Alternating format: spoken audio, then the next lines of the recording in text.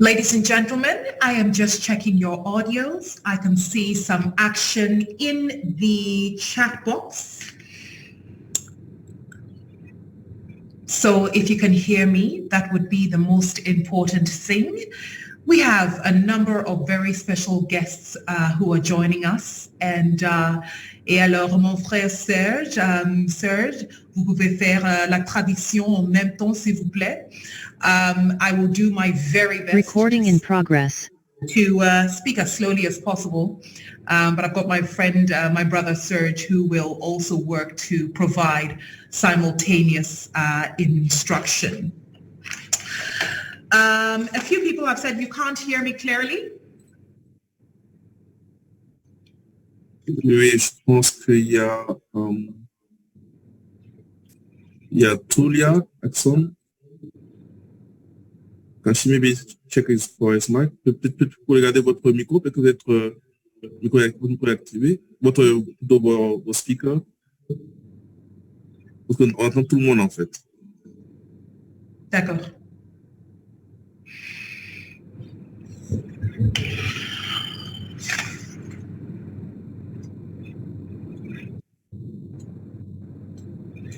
Right, so just to be safe, if I can just do a very quick microphone check to our esteemed speakers. We'll do this maybe over the next 2 minutes to ensure that we don't have any technical challenges. If we could kindly, with respect, have a little quick microphone test. Dr. Tulia Oxen, if you are with us, can we just hear you say a hello?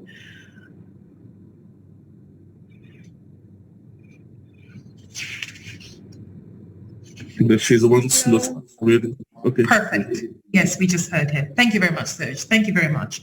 Can I have perhaps the office or the stand-in for the Honorable Mohammed Rahman Sware, if you're here with us, or a stand-in? If we can just test your microphone really quickly, kindly.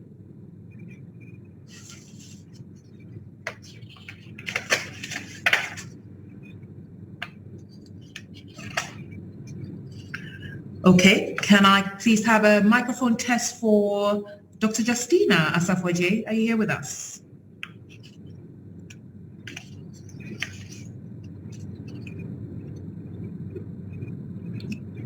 So I'll do this very, very quickly. Yes, please, I'm here and I can hear you very clearly. Thank you. Fantastic. Thank you very much. Mrs. Anne Rachel Ine, Regional Director for ITU in Africa. Are you here with us, please? Can we do a quick microphone check? Hear you loud and clear, Anita. Beautiful. Technology makes us do things double the time that we would if we were in person. So thank you very much, everyone, for your patience and tolerance. Jacqueline Hansen-Cote, if you are with us, a quick hello to test your microphone so we make sure everything's... Hello, I can hear you loud and clear. Fabulous. Silva Musalagani, please. Sylvia, if you're here with us.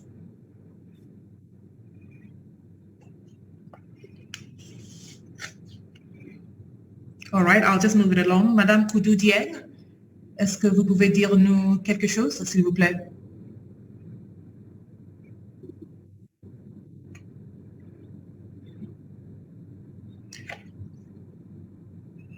Madame Mariam Tunkara?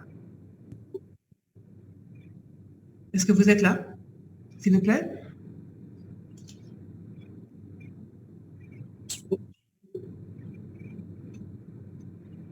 Allô?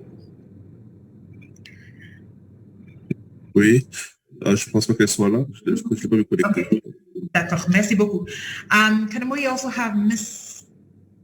Okay, can we also have Miss Elizabeth Issa, if you are there? Just a quick hello. Good morning. Yes, I'm here and I can hear you. Beautiful. Madame Aissata Thank you. Chanoussi. Madame Aissata Chanoussi, est-ce que vous êtes là, s'il vous plaît? Je suis là. Bonjour à tout le monde. Merci beaucoup et bonjour à vous. Miss Sarah Willoughby, are you here, Sarah, with us? Yes, I'm here and I can hear you fine. Fantastic. Honorable Sam Nati George, are you here, sir? Honorable?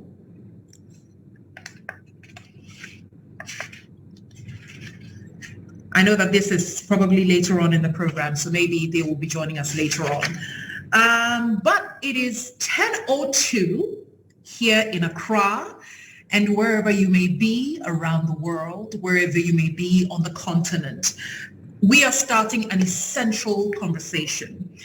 My name is Anita Erskine, and when I was invited to moderate this conversation, my immediate answer was a yes, not just as a mother, not just as a children's advocate, but as someone who believes in the fact that the internet can aid our ability to all be on board together.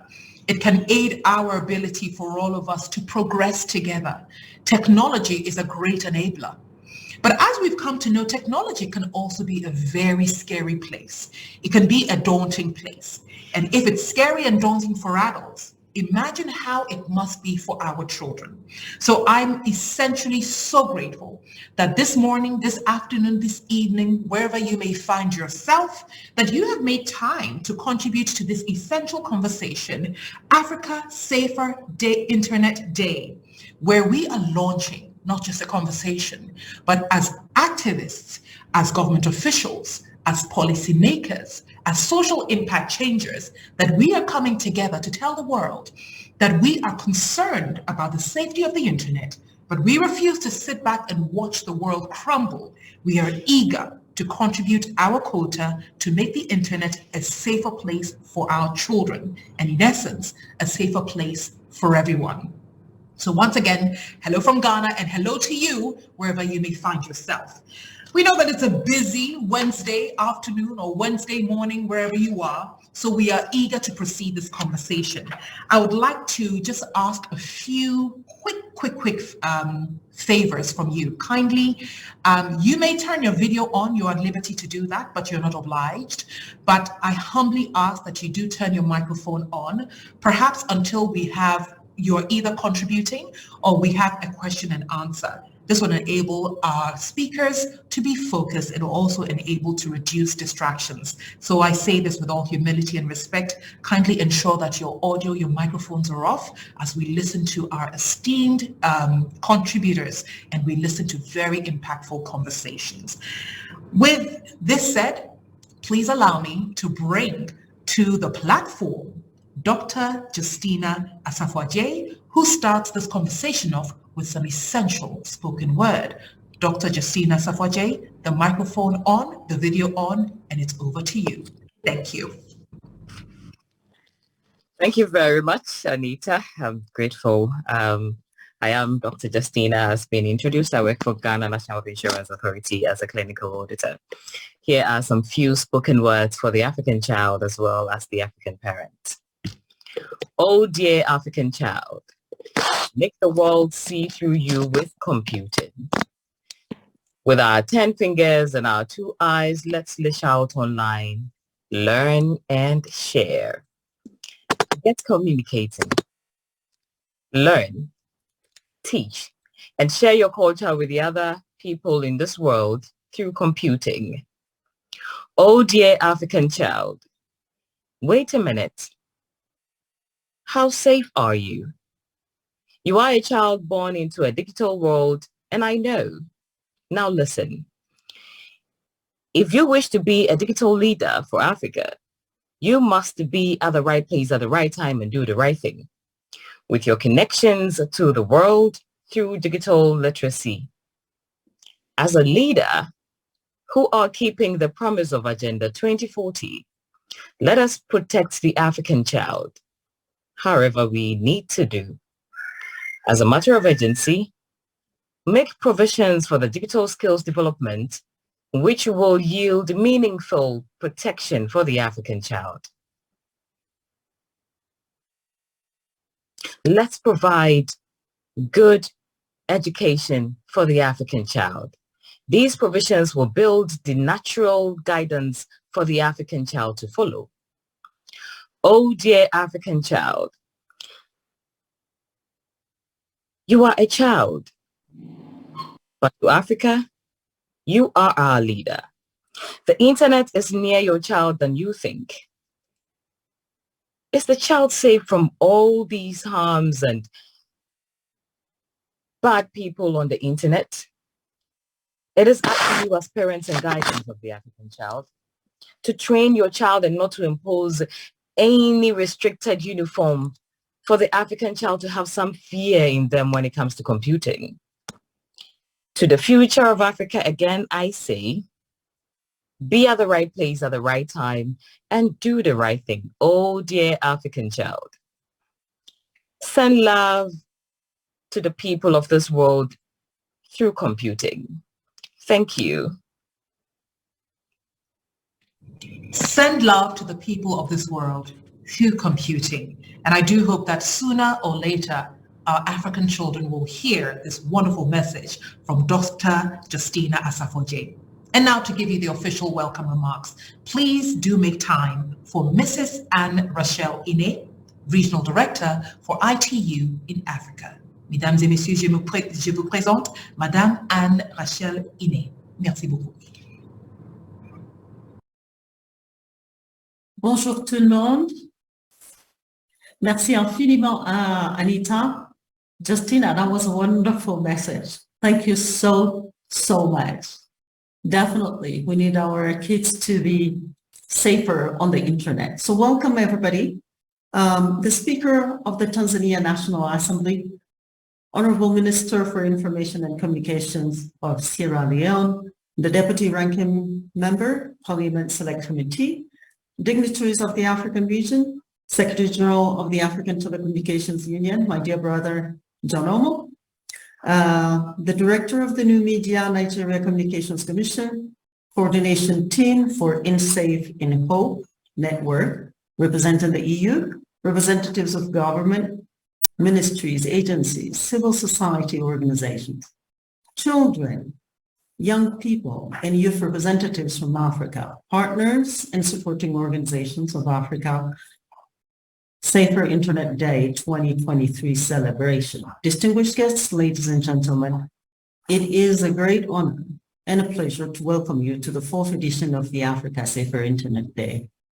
I'm very happy to see so many of you online today and all safety champions.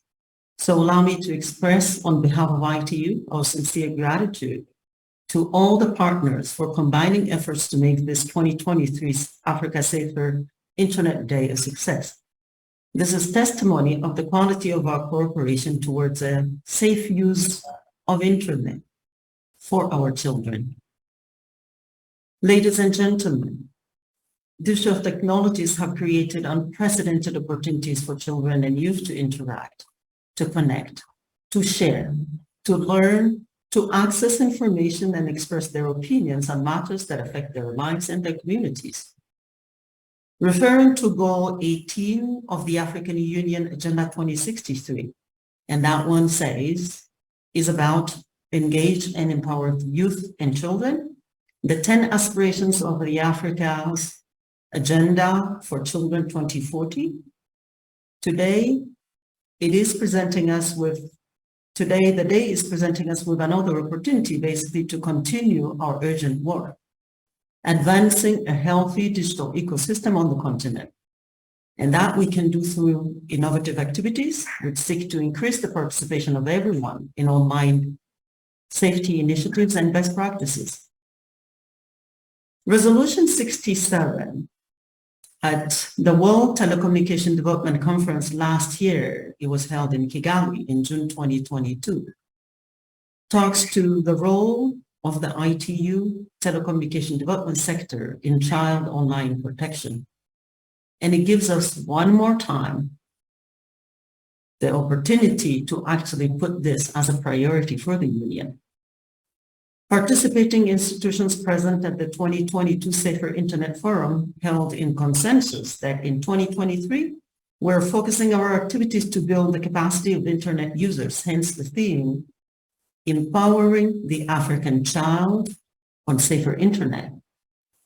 The objective of the celebration is backed by the theme, and it includes creating awareness of Africa's developing digital ecosystem with the public, enhancing digital skills and capacities of at least 5,000 young people collaborating country across Africa for effective participation in the digital, encouraging the media ecosystem and in ensuring young people are empowered to thrive in digital space, provide parents, teachers, and carers with relevant resources in support of their safeguarding role, prepare available industry and private sector solutions for use by the wider audience. Ladies and gentlemen, Africa remains the youngest continent to have full access on the internet. Our digital infrastructure is young. People often cannot afford the connectivity and access. And we absolutely have a massive potential to actually benefit in making sure that the infrastructure is available and the connectivity is affordable for everybody. Our children are living in the digital age. They sometimes understand it better than us. They're more at ease getting on with their lives while connected.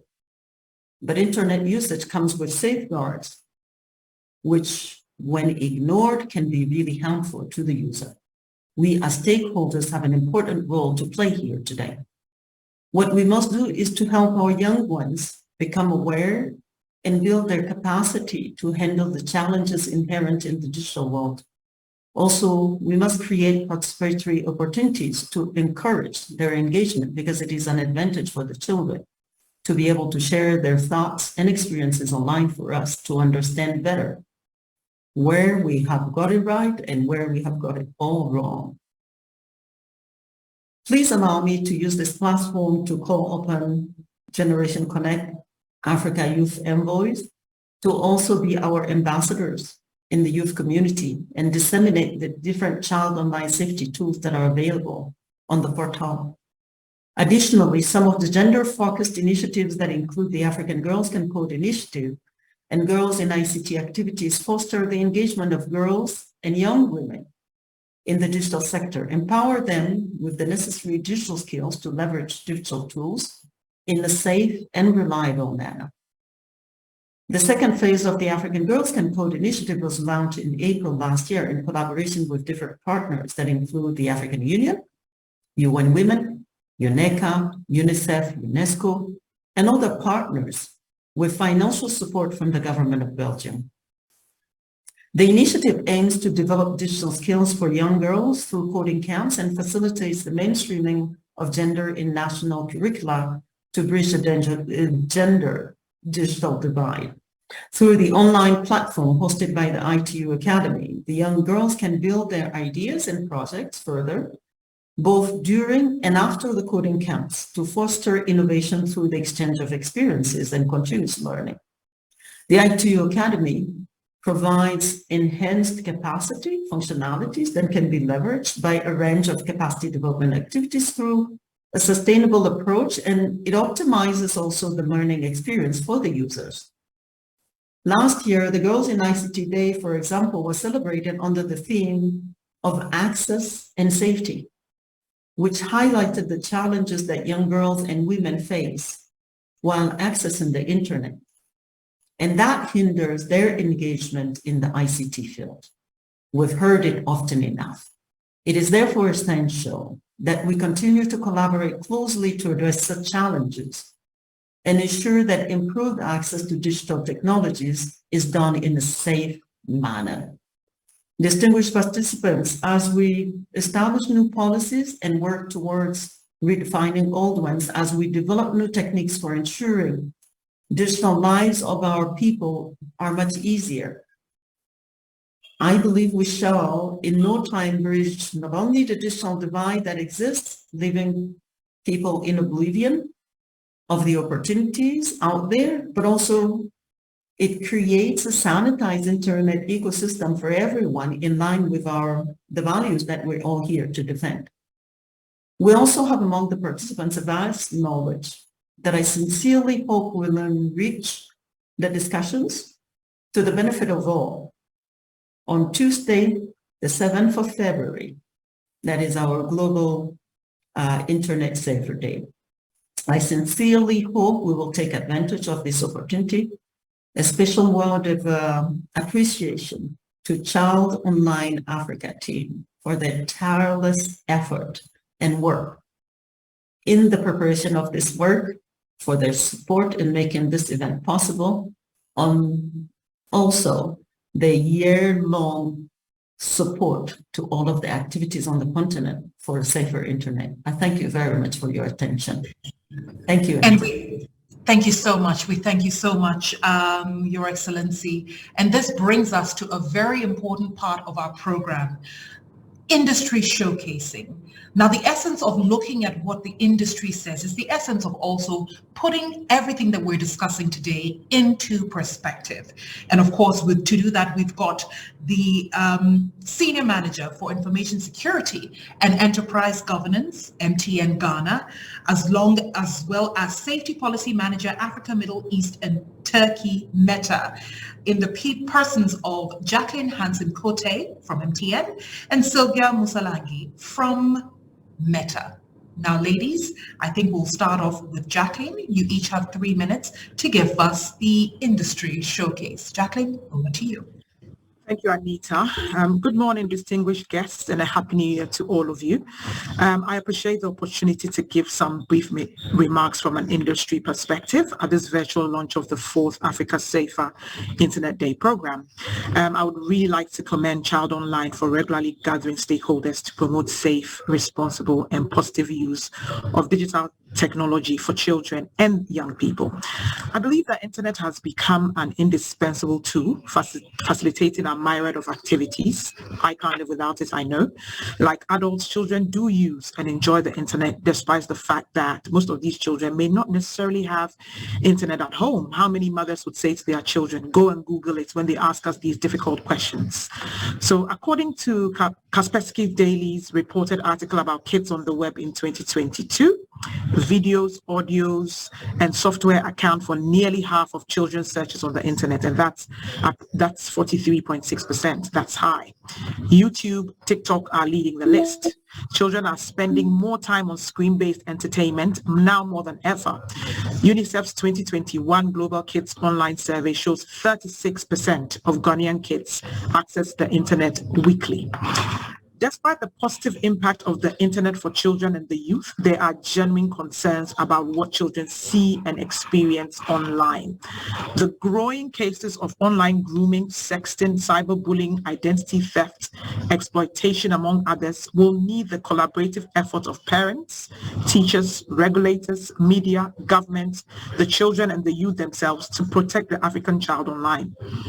This year's theme, Empowering the African Child on Safer Internet, is therefore apt. MTN is mindful of the huge risk we face should the private and public sector fail to equip our children and youth to be safe online. MTN has been working with Internet Watch Foundation since 2019 to develop the Online Child Safety Africa portal, a reporting mechanism for child sexual abuse imagery. This portal was virtually launched in Ghana in April 2022 as part of MTN's Help Children Be Children campaign. We also organized and participated in online awareness sessions trainings for students, teachers, and parents in the basic, high, and secondary school as part of our October 2022 Cybersecurity Awareness Month celebrations in support of the Cybersecurity Authority mandate. As a business interested in the well-being and safety of children, we intend to deepen these positive interventions and other collaborative efforts. It is our hope that the scheduled activities to commemorate this year's event will be impactful for all stakeholders, most importantly, our children. On this note, I wish to wish us all a happy Africa Safer Internet Day celebration. Thank you. Jacqueline, we thank you very much. And now the microphone goes to Sylvia Musalagani, Safety Policy Manager, Africa, Middle East and Turkey, Meta. Sylvia, over to you.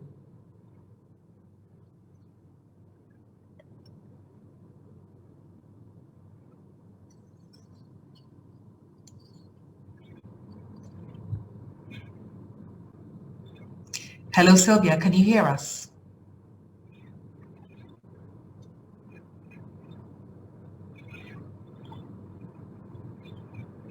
Okay, ladies and gentlemen, you know, the one thing about technology is it can make you look great and it can also fail you. But as long as we're all on the same page, anything is possible. I will move over to our next block. When Sylvia does connect with us, I'll ensure that she also shares her industry showcase. So for now, if we can move on to the African and Youth panel, with much joy, I would like to call on the representatives of Generation Connect Africa Youth Envoy. The platform is yours. Thank you so much, Anita. My name is Saba. I am a moderator in this particular sessions, which is African and Youth panel. So distinguished speakers, guests, colleagues, and friends, good afternoon again. It's a great pleasure to welcome you to this session on African Youth Panel for the African Safer Internet Day celebration, organized as part of the launch program of this year. I hope this session will be very engaging and inspiring for all of us. And on this day, we want to make sure that young people and children have access to the internet safely and also without fear of cyberbullying or online safety threats. As you all know, online safety for children and young people requires a holistic approach and a global response, international cooperation and national coordination to protect them from online risks as well as potential harm and empower them to fully benefit from online opportunities. And with no further ado, let me welcome our panelists. First of all, I would like to welcome Valerie Waswa, a Generation Connect African Youth Envoy, and Mylene, a software engineer and a Generation Connect Youth Envoy as well. And also Marie, Shabu, Princess, Edna, Elikem, Dion, and also, which are largely made up of students. Thank you all for joining us today. So let me start by asking each of our panelists about the challenges in your own experience and from what you have observed more generally in the sector you are involved in, especially in the Generation Connect youth group. So every panelist answered those questions in about 4 minutes. I would like to ask the first question to Valerie Wasua. So Valerie, you have been an active youth representative supporting online safety education with children and young people. What role do you think technology has to play in creating a safe and accessible internet experience for children and young people on the African continent? Valerie, the floor is yours. Thank you so much, Sada. Greetings, everyone, all protocols observed. My name is Valerie, as has been mentioned, and I am a lawyer and a founder of an initiative called Sugars Digital, where we provide digital skills training for young women and girls, adolescent girls and young women in the rural parts of Western Kenya in Kakamega County. As you can hear in the background, So there are various challenges that I have been able to see as a result of having young people. By young people, I mean girls between the ages of 7 and 17, because that is what the Constitution of Kenya refers to as a child, anyone below the ages of 18 years. So we also have a special cohort that specifically targets primary school girls and high school girls, where they come and we provide training for them. So some of the challenges that we have faced in providing online training for these young girls is that, first of all, 99.9% of their parents do not have any knowledge on technology.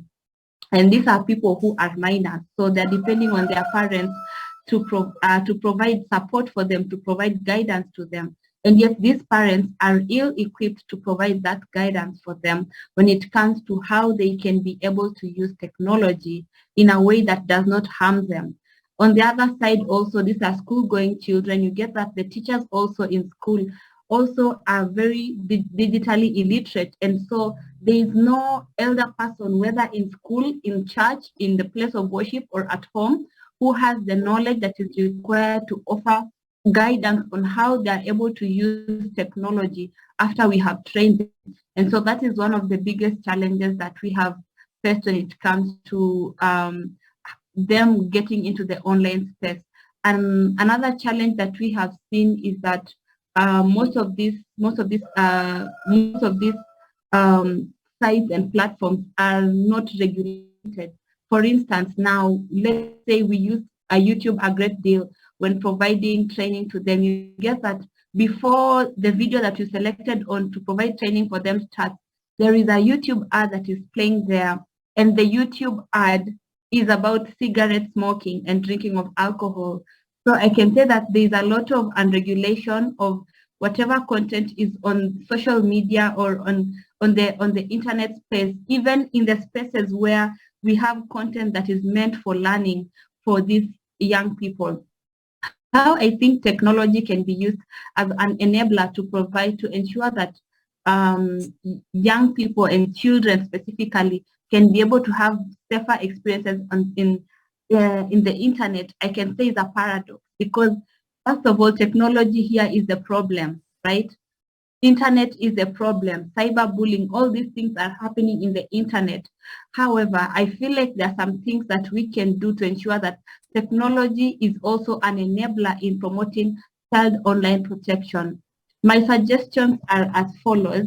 First of all is that we need to strengthen online reporting tools on issues such as online fraud, explicit content such as sexual content, online scams, cyberbullying, and hate speech. I am happy that nowadays a lot of online tools have that feature whereby if you feel like this content or whatever information you're viewing on your computer or on your phone is in any way hate speech or is cyberbullying, there is a way that you can report it. So I think we just need to strengthen these online reporting tools to ensure that we create a safer online space for our young children. Another solution that I would say is by using online platforms to promote online safety. So what I mean is online campaigns. We can use social media platforms such as Twitter, such as Instagram, such as Facebook to create awareness about online safety so that our parents, so that our guardians, our teachers, and even the children can know how can they be able to navigate the online space in a way that is beneficial to them and not harmful to them. Another solution I would say is hackathons. And this is by actively involving young people and children as part of the solution. So have children hackathons where they are part of the team of the people who are providing solutions, tech solutions and software solutions that are seeking to tackle online harm for children. So that we will be able to understand what the problem really is, what I call human-centered design, and we are able to provide an effective solution that seeks to tackle the problem. Because of time, I seek to end there, and thank you so much for your indulgence. Thank you so much, Valerie. Indeed, technology ensure that young people have the best experience regarding in promoting online safety, and also using online platforms like social medias to create awareness on online safety is also one of the ways. Thank you so much, Valerie.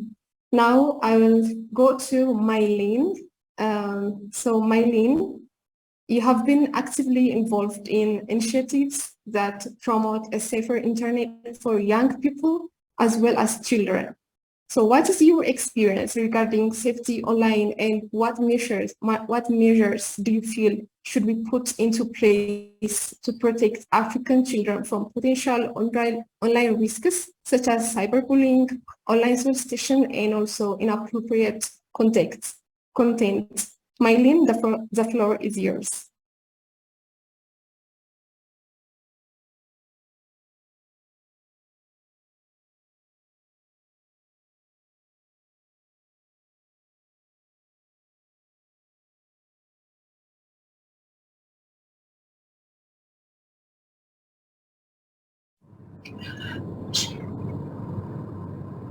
Mylene, can you hear me? I find that a few people have dropped, maybe because of the technology. So Saba, you may please proceed with the next person. Thank you very much. All right, Anita.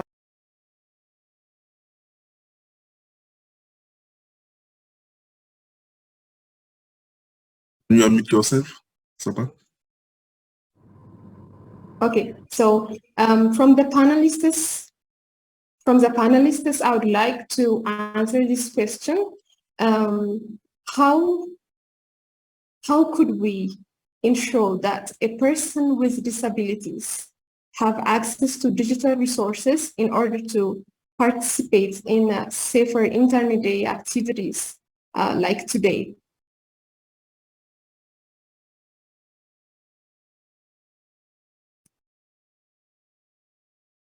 So Marie, Shabu, Princess, would you like to answer this question, please?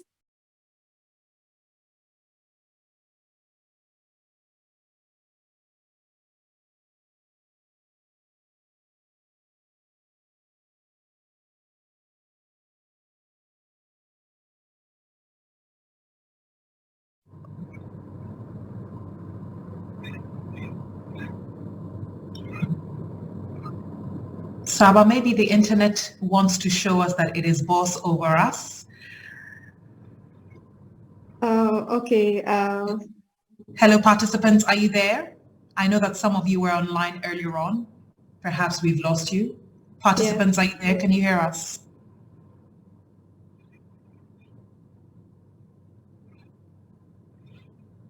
Okay. Maybe if Ali is here. Ali, can you hear me?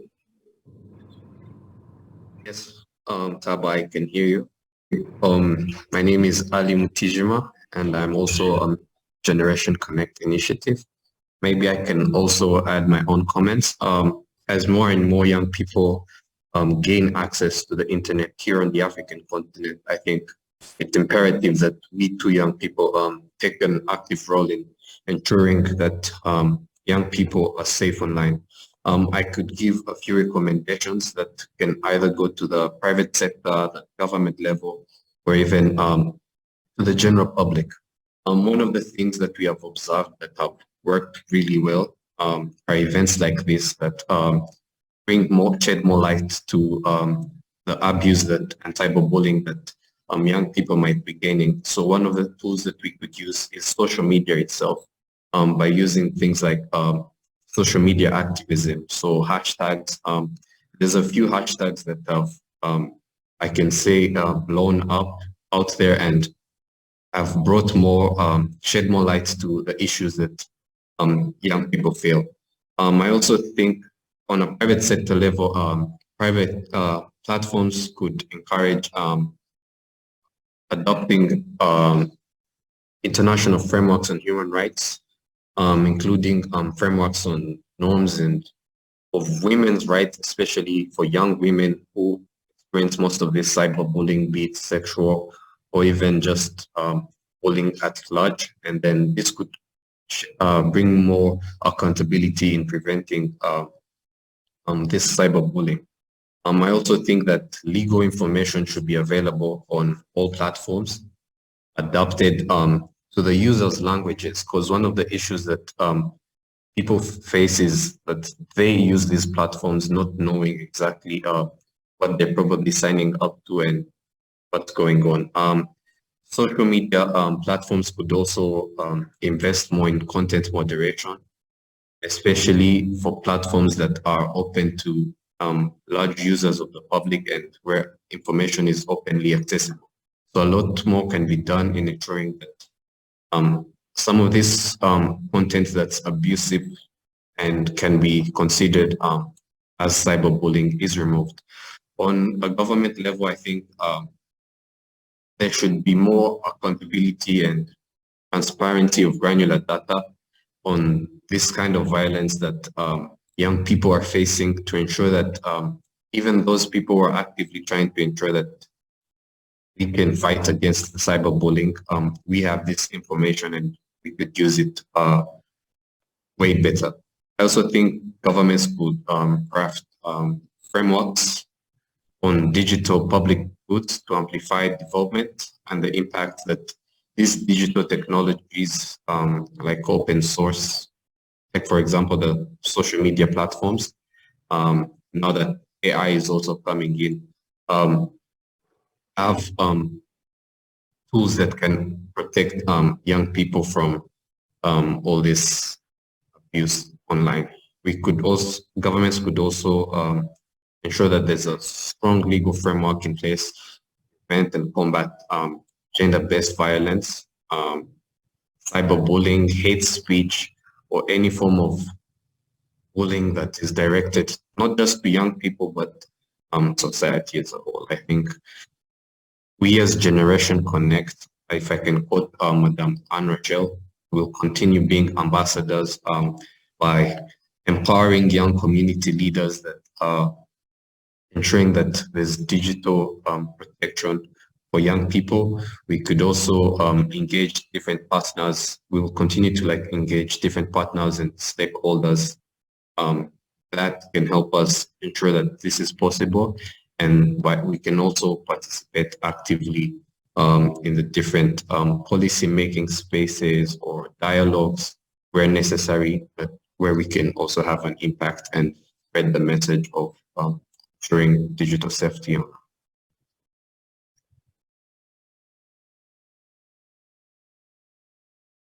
Thank you. Thank you so much, Ali, for sharing your recommendations as well as the experiences we are working on regarding or by being the Generation Connect Youth Envoy in the African region.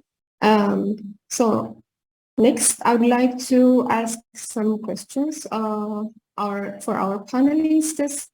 Daewon, can you please turn on your camera and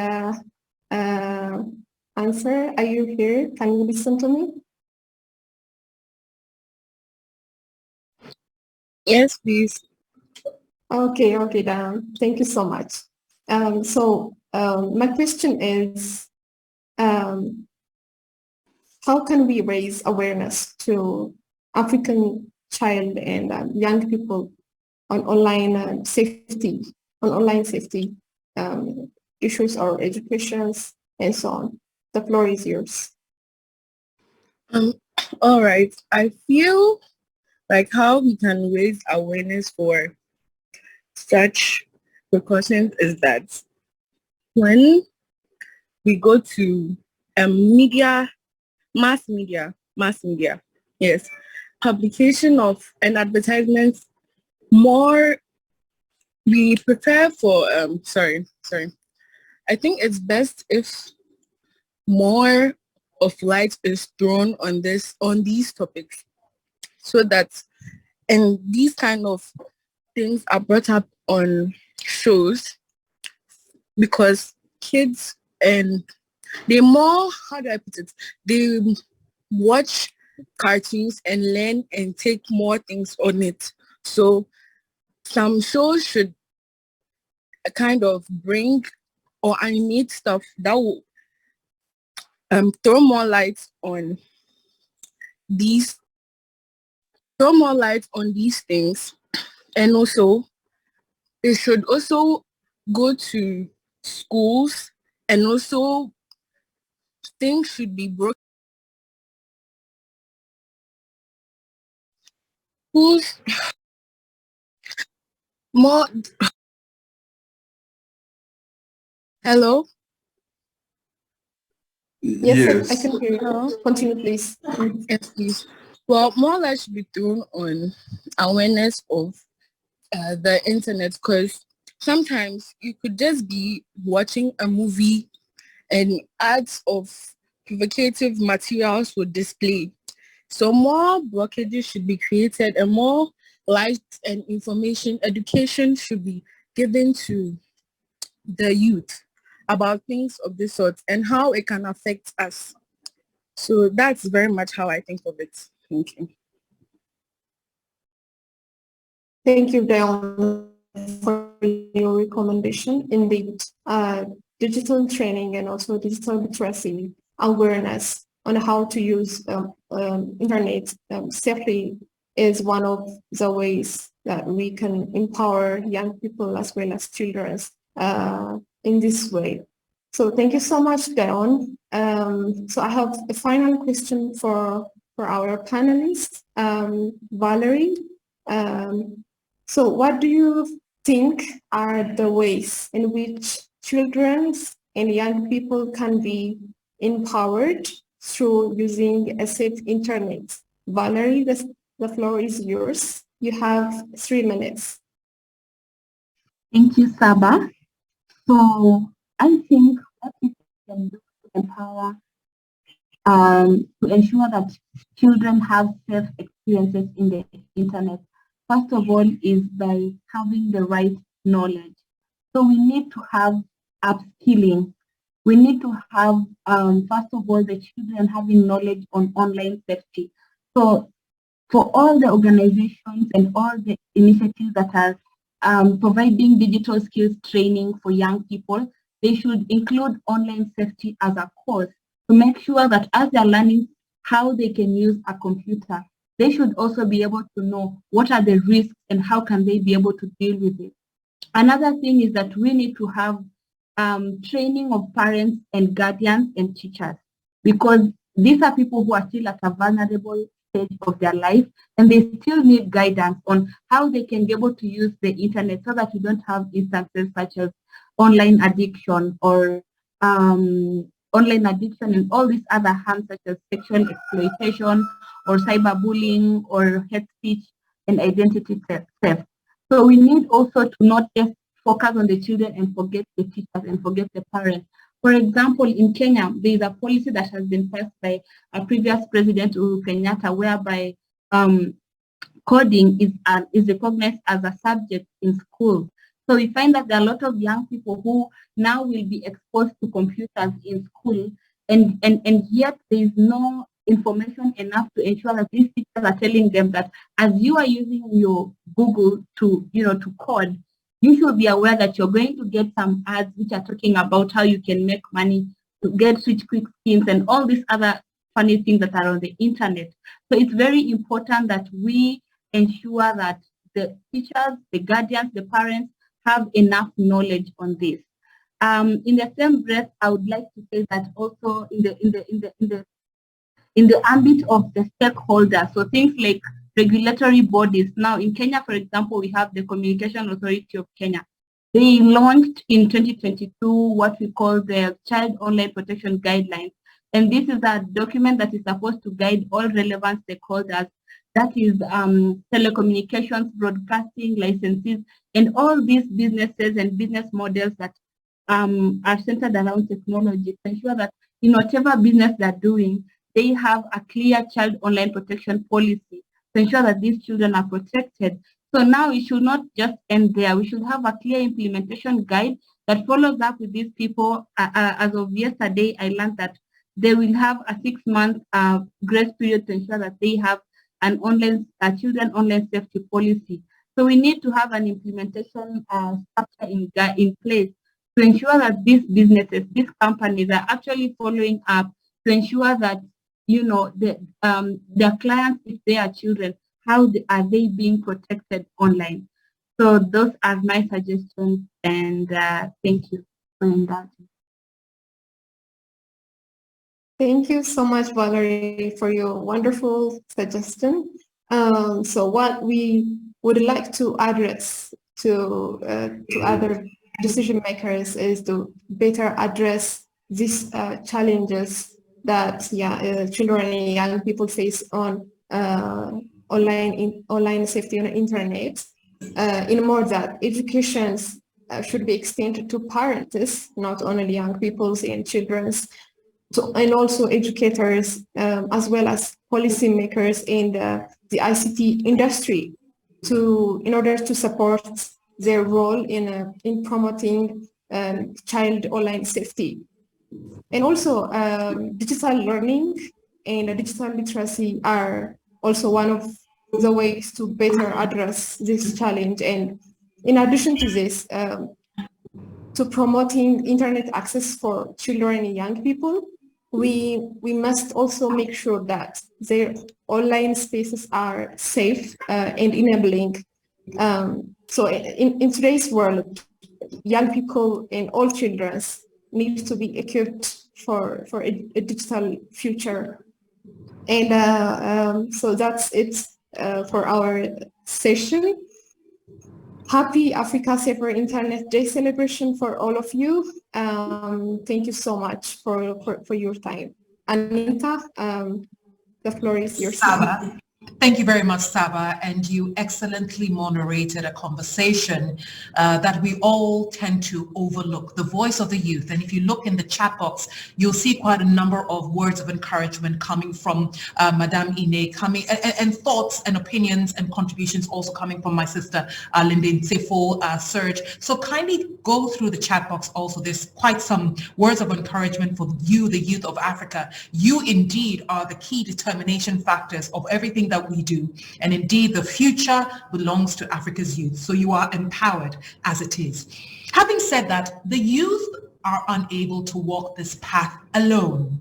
Ideally, their parents would be the ones to guide them, to hold their hands. We do say thank you to the teachers. We do say thank you to the mentors. But it's essential that we find out exactly what our parents' experiences are.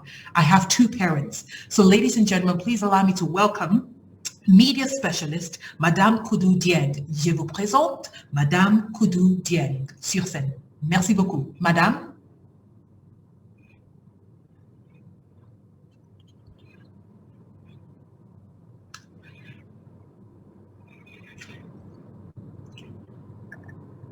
Madame Koudou Dieng, are you there?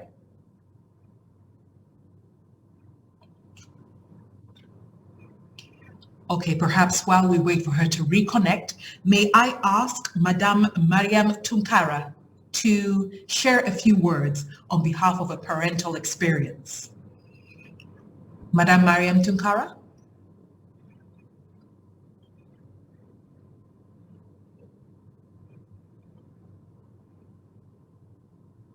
Okay, if I'm unable to have the parents' experience, hopefully we can bring that to you as the program goes along. And as I said before, when it comes to technology, we all need to exercise a little bit of patience because we all have different connectivities, online. So please just be patient. Hopefully when we are able to connect with them, we will bring them to the platform. And now a statement by the NCC from Principal Manager, New Media and Information Security Department, Nigerian Communications Commission. Do we please have Miss Elizabeth Yisa? Elizabeth, I see you there. The floor is yours, the audience is yours, and welcome to the discussion. Right. Good morning, good afternoon, and good evening, everyone. It's my pleasure to be part of this, of the fourth launch of Africa Safer Internet Day. I'll just go straight into what we have been doing as Nigerian Communications Commission as relates to child online protection. So the first thing we have done is localization and translation of ITU 2020 guidelines. We localized it to suit the Nigerian child, and it was done in collaboration with Nigerian children. So we didn't just sit ourselves to do this. We ensured that children were brought on board. And for ease of acculturation, in order to bridge that digital literacy gap, the localized books were further translated into Pidgin and 3 major languages, Nigerian languages, as Yoruba, Hausa, and Igbo. And so that the combination is called Pi Wazobia, that's for Pidgin, Yoruba, Hausa, and Igbo. And we also developed images to make it look more African, and so it allows the children to have a more African relationship with these books. And secondly, we developed an Internet Code of Practice, and that document helps the reporting mechanisms for blocking access to child sexual abuse content, and it also speaks about parental control measures for education of parents, for guardians, and for minors. Also, last year we organized the Parent 101 workshop for digital citizens, and the aim of this is to educate parents on the use of internet and to give them first-hand information on parental control measures, online safety tips, and also how they can keep abreast of emerging trends as it relates to child online protection. We had the first session last year, and we're about to have 2 sessions which we'll hold next week as part of the celebration of the Africa Safer Internet Day. Going forward, we're also going to talk to parents at there's an association called Parents Teacher Association. We're going to take that opportunity to talk to both parents and teachers, how they can help their children in school, and then parents, how they can help their children at home. We also collaborate with NGOs and other organizations for dissemination of some of the COP materials which we have localized.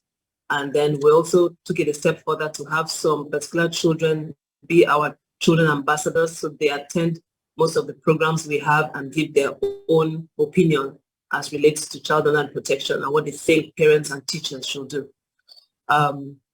We also have just recently, the National Child Online Protection Policy and Strategy document, which was developed last year in collaboration with government agencies, with industry, and with civil organizations, civil society organizations. And this document was just approved last week by the Federal Executive Council of Nigeria. And so all stakeholders are going to meet to now begin implementing all the sections of that document. We also have the Cybercrime Act 2015, where all stakeholders had made their input before the act came into place. And we have National Cybersecurity Policy and Strategy 2021, which also speaks, we have the section which speaks particularly to COP and what stakeholders should do. And we also have reporting channels. We have our email, child.cop@ncc.gov.ng, and we also have the NCC toll-free line. We also collaborate with some of our stakeholders for children to report and for them to have their issues handled. So we encourage other African countries to also have measures in place. We're still going to do a lot this year by the grace of God, and we hope that as Africa, we're going to show the world that yes, indeed, there's a lot we can do, and we can do it successfully. I think that's it really from what we have done as a commission. I would like to hand over back to you. Thank you. Elizabeth, thank you so much. And if you take a look at the chat box, you'll see again, Madam Ine giving you the congratulatory message. We don't take your efforts for granted. And I do believe that you're leading by example. And of course, your example should be replicated, translating it in local language, etc., should be replicated across all 54 wonderful countries of the continent of Africa. So Elizabeth, thank you very much. Now, earlier on, I did promise you that I was going to bring to you an industry showcase from Meta. Luckily, she is back on. I do believe Sylvia Musalagani, Safety Policy Manager, Africa, Middle East, and Turkey. Meta's Sylvia is here. Sylvia, are you here? Technology wanted to divide us, but we are stronger together. And so you're very welcome to the platform. We are eager to hear your thoughts and your industry showcase. Sylvia, the floor is yours. Thank you so much, Anita. Really happy that you invited me to be part of this conversation. Thank you, everyone, for this opportunity to come and speak to you on Meta's efforts on child and youth safety in the continent.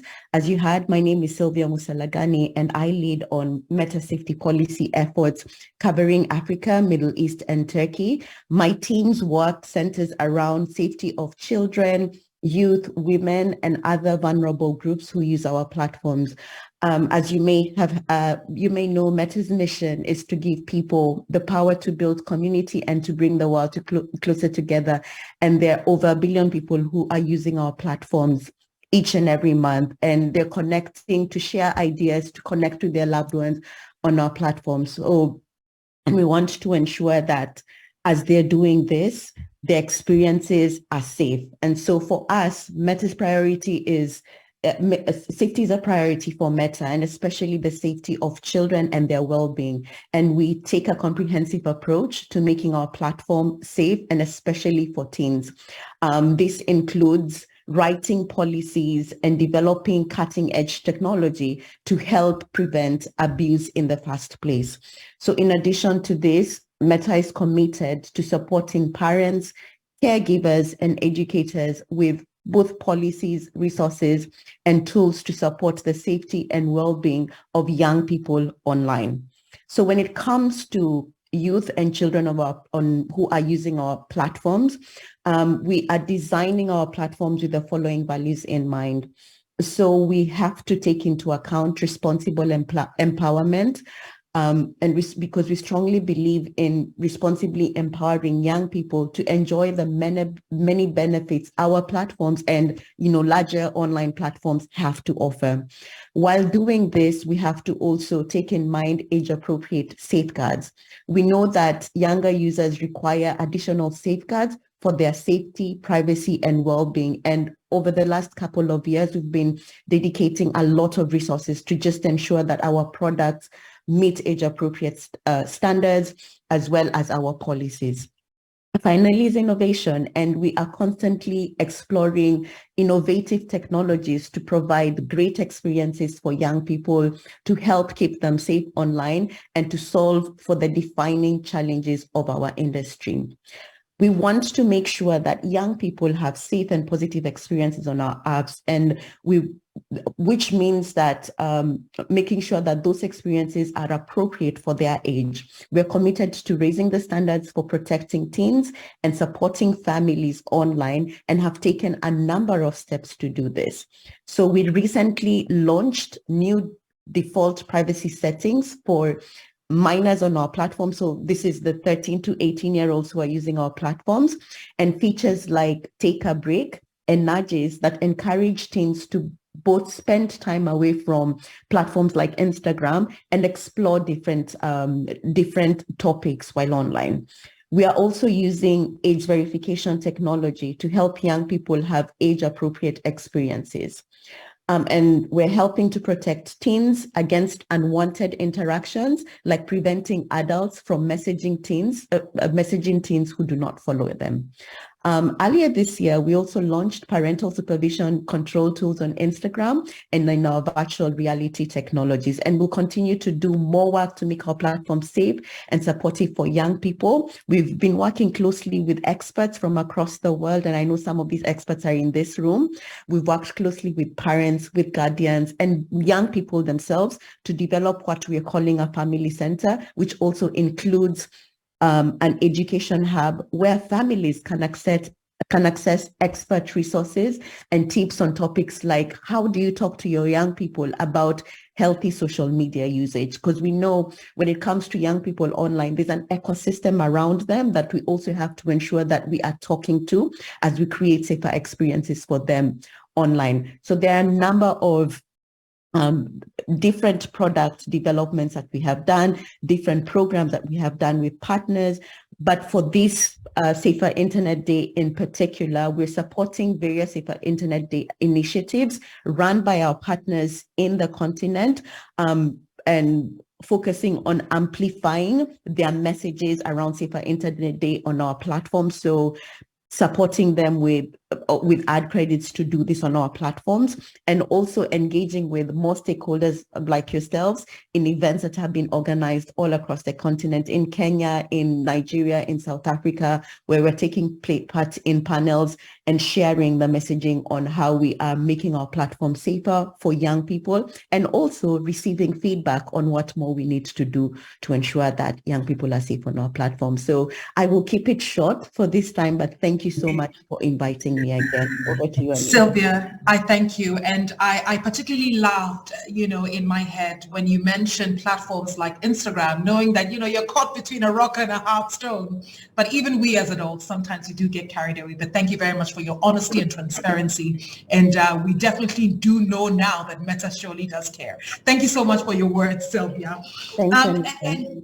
Thank you. Do allow me now to move to Madame Aissata Chanoussi. Aissata Chanoussi. Madame, vous êtes la directrice sécurité des systèmes d'information d'Agence nationale pour la société de l'information.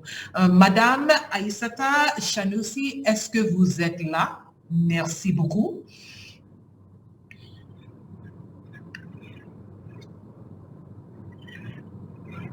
Bonjour, Madame Chanoussi. Hello, Madame Chanoussi.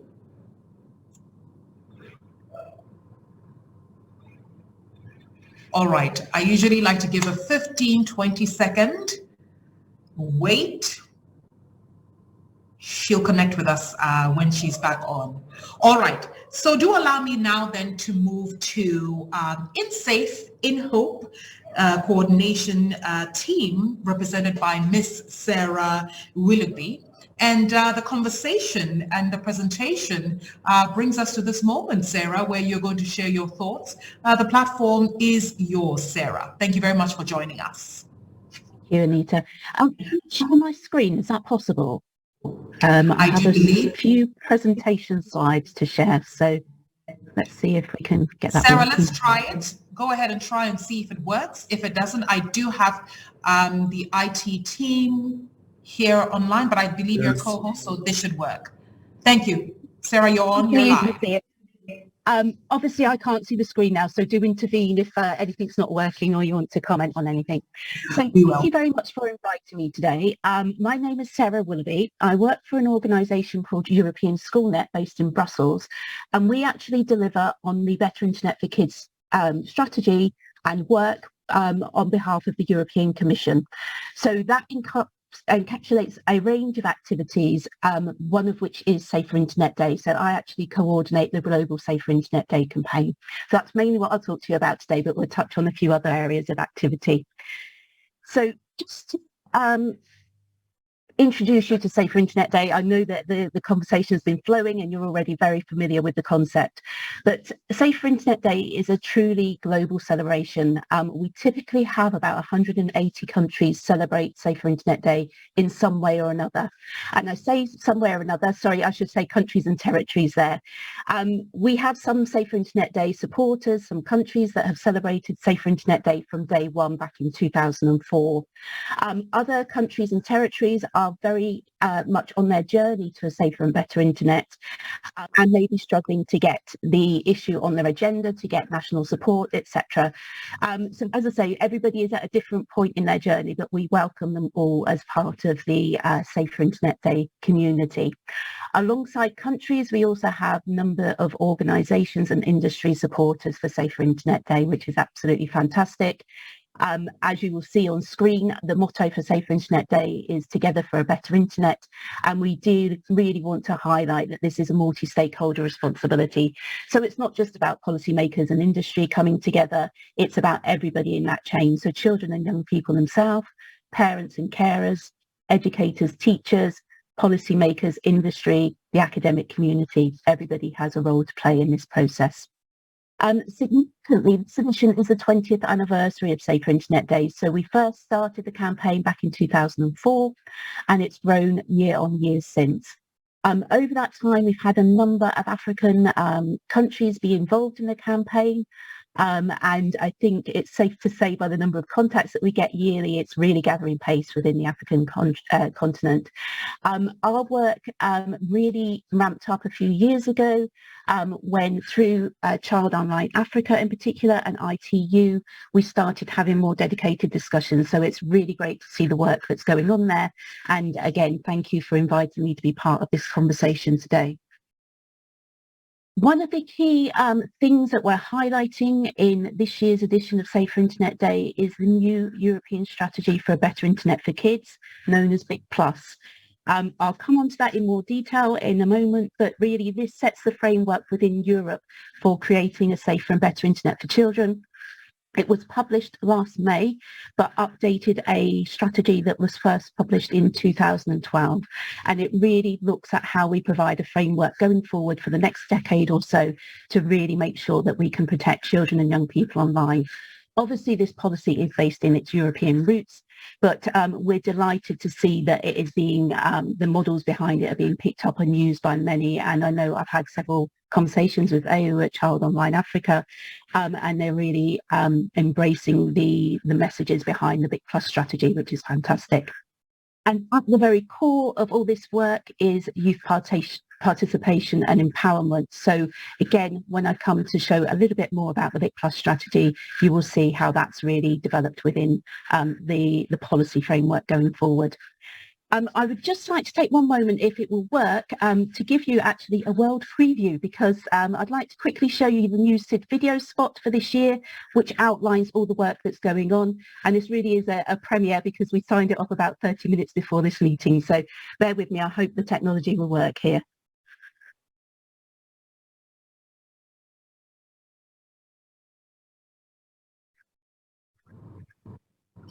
Sarah, could you kindly check the sound?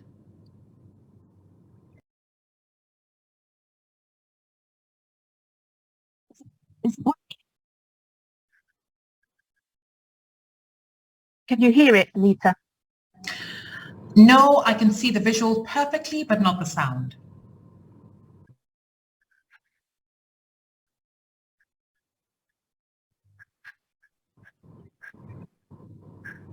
Apologies. What I will do is share the link with you afterwards so that you can see the audio on, hear the audio on that, if that's okay.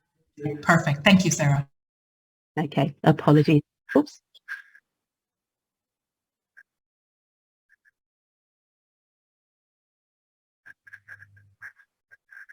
Sorry.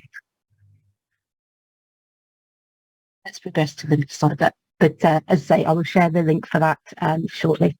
Just very quickly on the Big Plus strategy, the Big Plus vision is that we have age-appropriate digital services with no one left behind and every child in Europe protected, empowered and respected. As I say, this is a European strategy, hence the focus on Europe. But obviously the internet is without borders. So actually we are aiming for every child and young person across the globe. So we are delighted to work with initiatives such as yourself. The Plus strategy is based on 3 key pillars. One is safe digital experiences, one is digital empowerment, and one is active participation. And again, I will share these slides after the event and also share the links to the full document so that you can pursue those if you wish to. But I know particularly in Africa, you're focusing on the digital empowerment aspect there, which is, again, really so important to this strategy so that children and young people can be empowered each and every time they go online.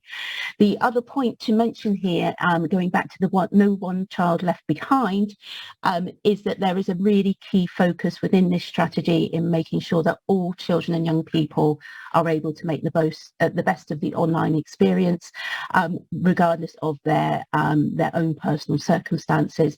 So again, there's been discussion today about the digital divide. There's also been discussion about vulnerable children and young people, and we are looking to make sure that they are all empowered by all that the internet can offer. Just moving on very briefly, I mentioned that the focus is very much on youth participation here, and I've just drawn a few parts of the strategy out to highlight there. So again, there's that focus on all children, regardless of their diversity, should have a role in shaping the digital environment as they have this unique insight into the digital childhood. The strategy also puts a focus on child-led activities. So things like youth panel, youth participation is absolutely key to pushing this forward. And in the third point there, we are looking at using the power of youth to really drive forward this agenda and to work as peer-to-peer trainers, for example, working to educate adults educating young people, just so that, again, there is lots of cross-learning enabled to make the digital world truly accessible and usable and safe for all our children and young people. One of the key provisions of the BIC Plus strategy is to create a child-friendly version of the strategy. And as you will see when we go on to the next screen, that's already been done. And significantly, the Commission will also involve children and young people in the monitoring of the implementation of the BIC Plus strategy. And we felt that this was key because obviously, as policymakers, etc., we can very much sit here and make the rules, make the agendas, work with industry, but actually we need to refer back to those children and young people that this is designed to benefit. And by having them monitoring the implementation of the BIC Plus strategy, we will see where we are perhaps falling short, where we need to put more effort in. So that is really quite key for us. And then just finally, just to give you a glimpse, this is a child-friendly version of the BIC Plus strategy. It's very much written in child-friendly, child-appropriate language, and importantly, we worked with a number of children and young people to develop this child-friendly version. It was really key to work with them. There were specific words that they would come back to us on, things that we thought were perfectly clear, and they would challenge us on those. So there were several iterations to come to this version, and we are really quite delighted at the level of youth involvement in that. I will end there because I know that time is tight, but just to say, if you have any questions, you can always contact us at the SID Help Desk. You've also got my personal email address there. One thing to note, the child-friendly version is available in a range of European languages, but I note that you mentioned earlier about the language diversity. If you do need any materials, you are welcome to take them and translate them. The same with the SID video, which I will share. If you want us to overlay subtitles so that you can use that locally, we are more than happy to do that, but pick the conversation up with me after. So sorry, very rushed presentation there, but hopefully it's given you a flavour of what's happening in Europe that you can use to support your own work there. Sarah, thank you very much for sticking to the timeline. And thank you very much for the video. As I always say, technology is something else. One can never understand it, obviously, and we thank goodness for that. If you can just kindly share all the necessary materials in the chat room, we'll be more than happy. And the chat is obviously open to all our participants. So if I can just take 2 minutes of your time here, Caroline Jago has also posted in the chat room a very important view there. Go check it out. And also there was a call for the hashtag, which is hashtag ASID 2023, hashtag ASID 2023. All right, so I am going to go into our next contributor. On my agenda here, I've got two very important participants, but allow me to just go straight to the Secretary General of the African Telecommunications Union, because certain very important things have been said. So I would like to steal his time, so to speak, for his remarks. After that, we'll hear from the Honorable Sam Nate George, who is the Deputy Ranking Member, Parliamentary Select Committee on Communications. So each of you gentlemen has 3 to 5 minutes. Starting off with you, Secretary General, Mr. John Omo. The floor is yours. Thank you very much, Program Director. I'm a public servant, and very soon I'll be before the Parliamentary Select Committee. I don't know whether the Honourable member of the Select Committee will excuse my going ahead of him. If not, then I would yield the opportunity to him first, so that when I appear before him, I'm looked at favorably. If I can get that assurance. I do believe the Honourable Sam George is a very understanding and accommodating gentleman. We know he's busy, but since you both have just a little bit of time, I think we can squeeze you, and I respectfully speak on his behalf. So please go ahead, Mr. John Omo.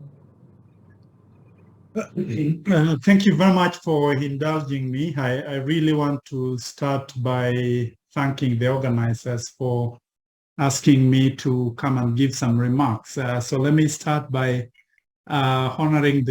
recognizing the presence of the Honorable ICT Minister of Sierra Leone, or the representative. That is my direct employer. The Honorable Lady Speaker of the Tanzanian Parliament, or the representative, the deputy ranking member of the select committee of the Parliament of Ghana, great friend, the ITU Regional Director for Africa, Andra Shell, Child Online Africa Executive Director, never leaves me in peace at around this time. I thank you very much for calling upon me to do this. Ladies and gentlemen, I'm certainly once again delighted. I'm sorry, Mr. Omo. I'm just going to interrupt for 30 seconds. Could we kindly have all your audios off, please? Kindly turn your audios off.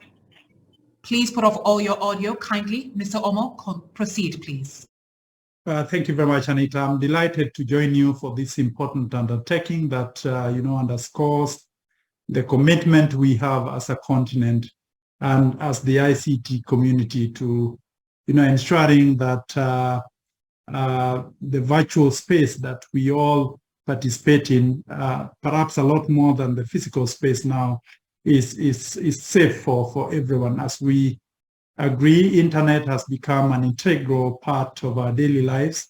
And for that reason, we have no choice but to ensure that each and every person that participates in that space do use and exist in it in a safe and responsible manner.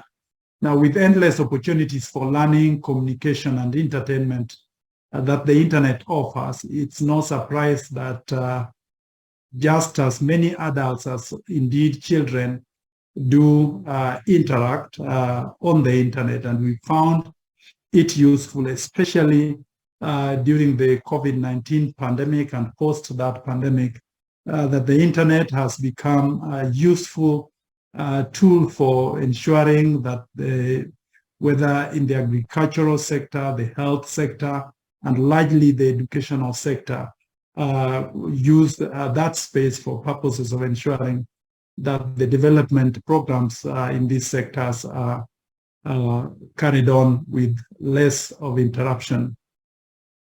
A recent study indicates that nearly half of the children aged 12 to 15 have experienced some form of cyberbullying, while 1 in 5 have been the target of severe bullying.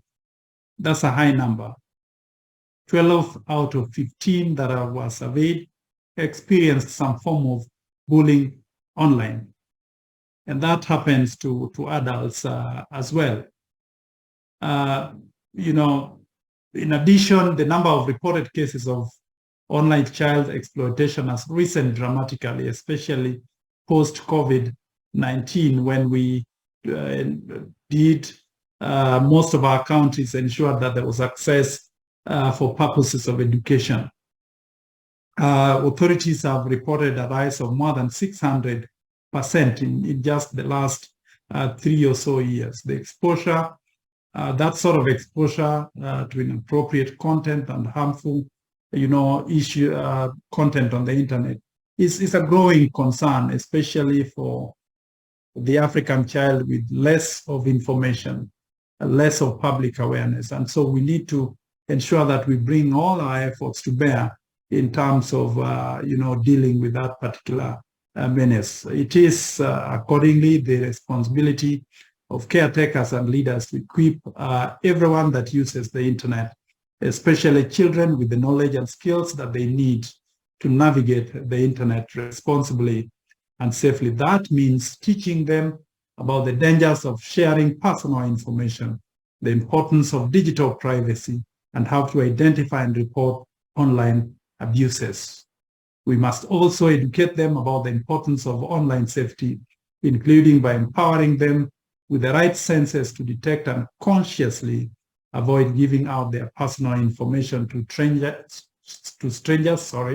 being mindful of what they post online and not meeting people they have only met for the first time, and also not being participants in any form of bullying online. It is not enough to simply educate them.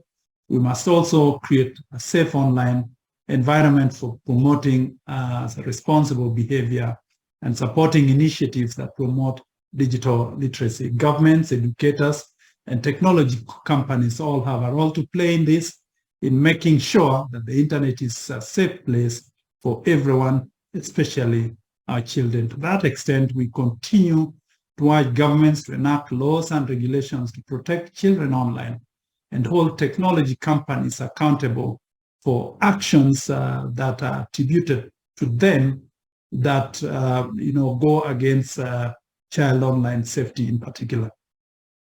Educators must also incorporate digital literacy into the curriculum to equip students with the skills they need to be safe and responsible online. Ladies and gentlemen, I was very happy at the session just ahead of mine involving Generation Connect panelists who focused quite a great deal on the importance of awareness creation using various platforms and skills development, especially for young people in computer usage. Awareness creation and skills development is central to all the efforts in ensuring online safety. There are various ways of doing this, including, of course, mainstreaming ICT in our educational curricula. A survey that this union did a few years ago on e-skilling in Africa established that just a handful of our countries in Africa have mainstreamed some form of ICT education in early and primary sectors of our education.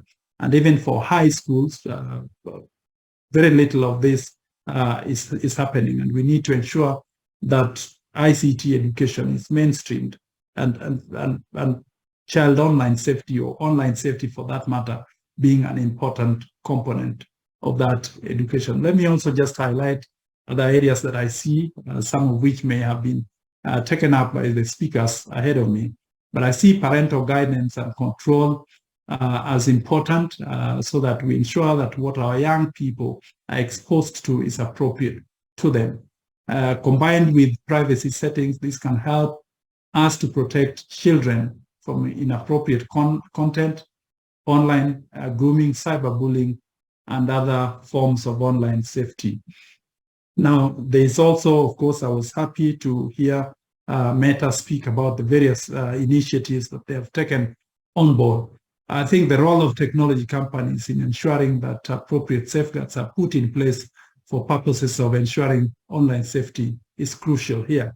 A survey that was done, in 2020, about 3 or so years ago, perhaps a little outdated by now, but done by World Benchmark Alliance, indicated that just under 20% of digital companies that were assessed demonstrated a high level commitment to child online protection. Now that, for me, is a worrying trend. Only 20% of the companies that were, assessed indicated a high level commitment to child online safety through various controls that they could have, or safeguards they could have in their content or in their technology. And so I think that if all technology companies make that commitment together, we can, play a key role in protecting children. Governments working together, of course, with stakeholders need to develop policies and regulations that promote online safety. I'm happy that a number of African governments have some form of policy or regulation that seek to ensure child online safety.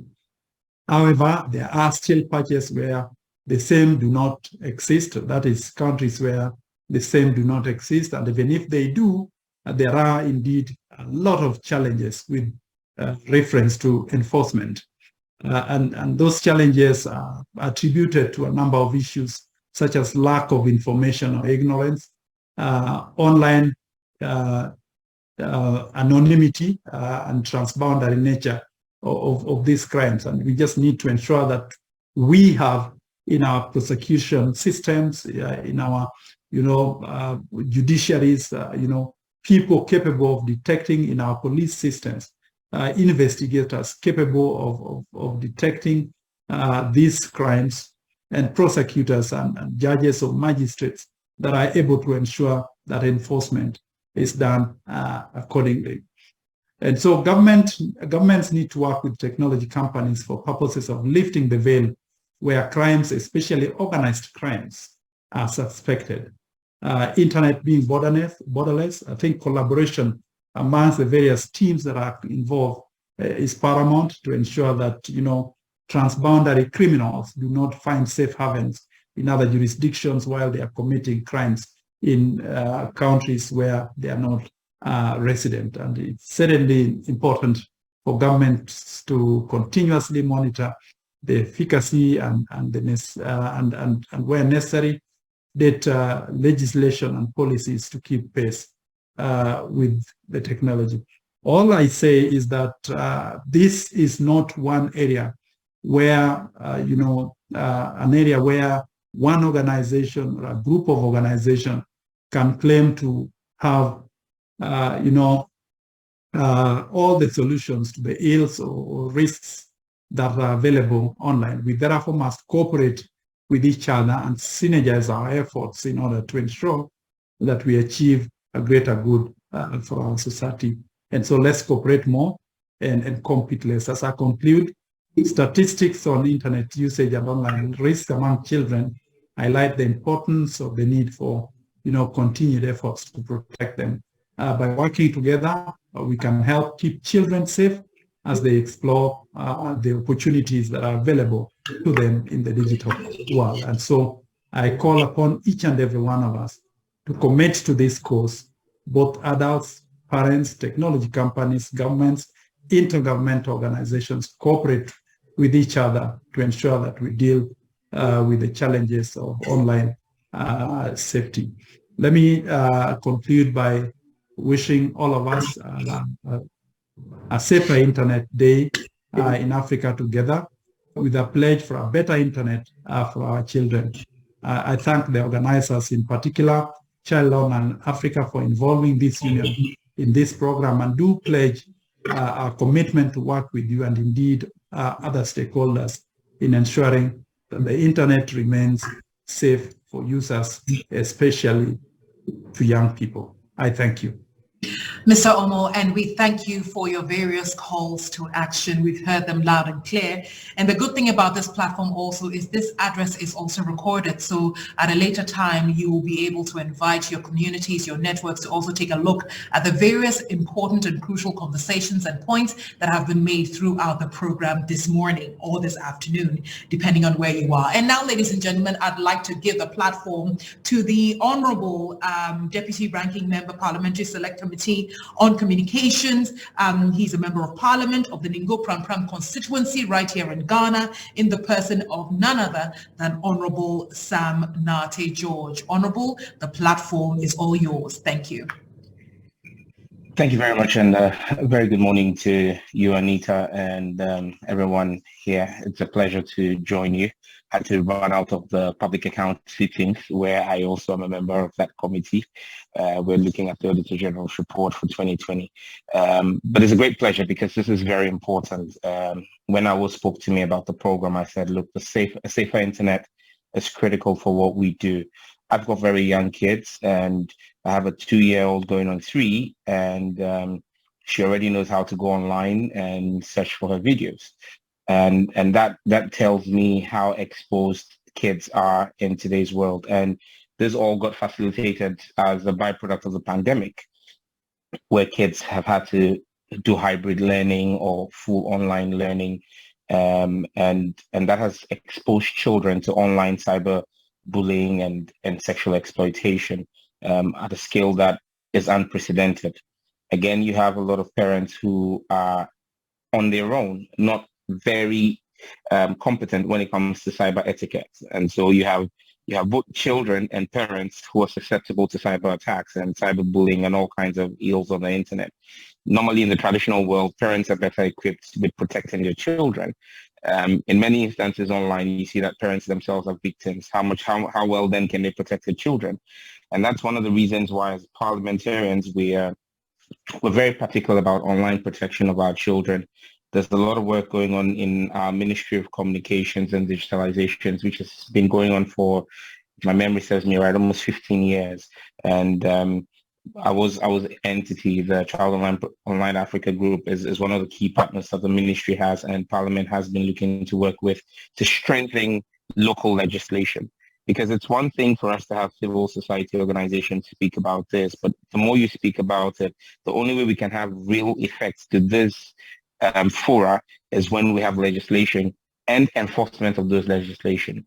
It's only when there's a deterrent effect for those who perpetrate online bullying, online sexting, grooming of young people online. It's only when there's a credible deterrent to their actions that we will see a stop or a reduction in these attacks on our children.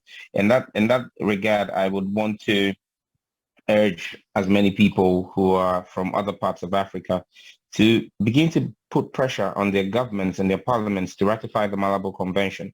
The Malabo Convention is one of the key African tools that we have to ensure that we have online child protections legalized and legislated in our various countries.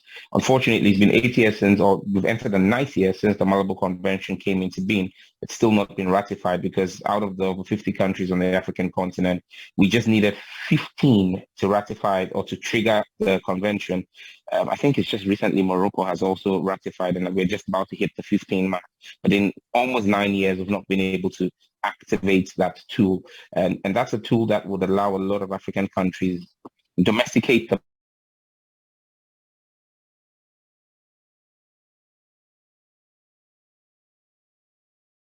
and empower decisively with the scourge of child molestation and online exploitation that we see.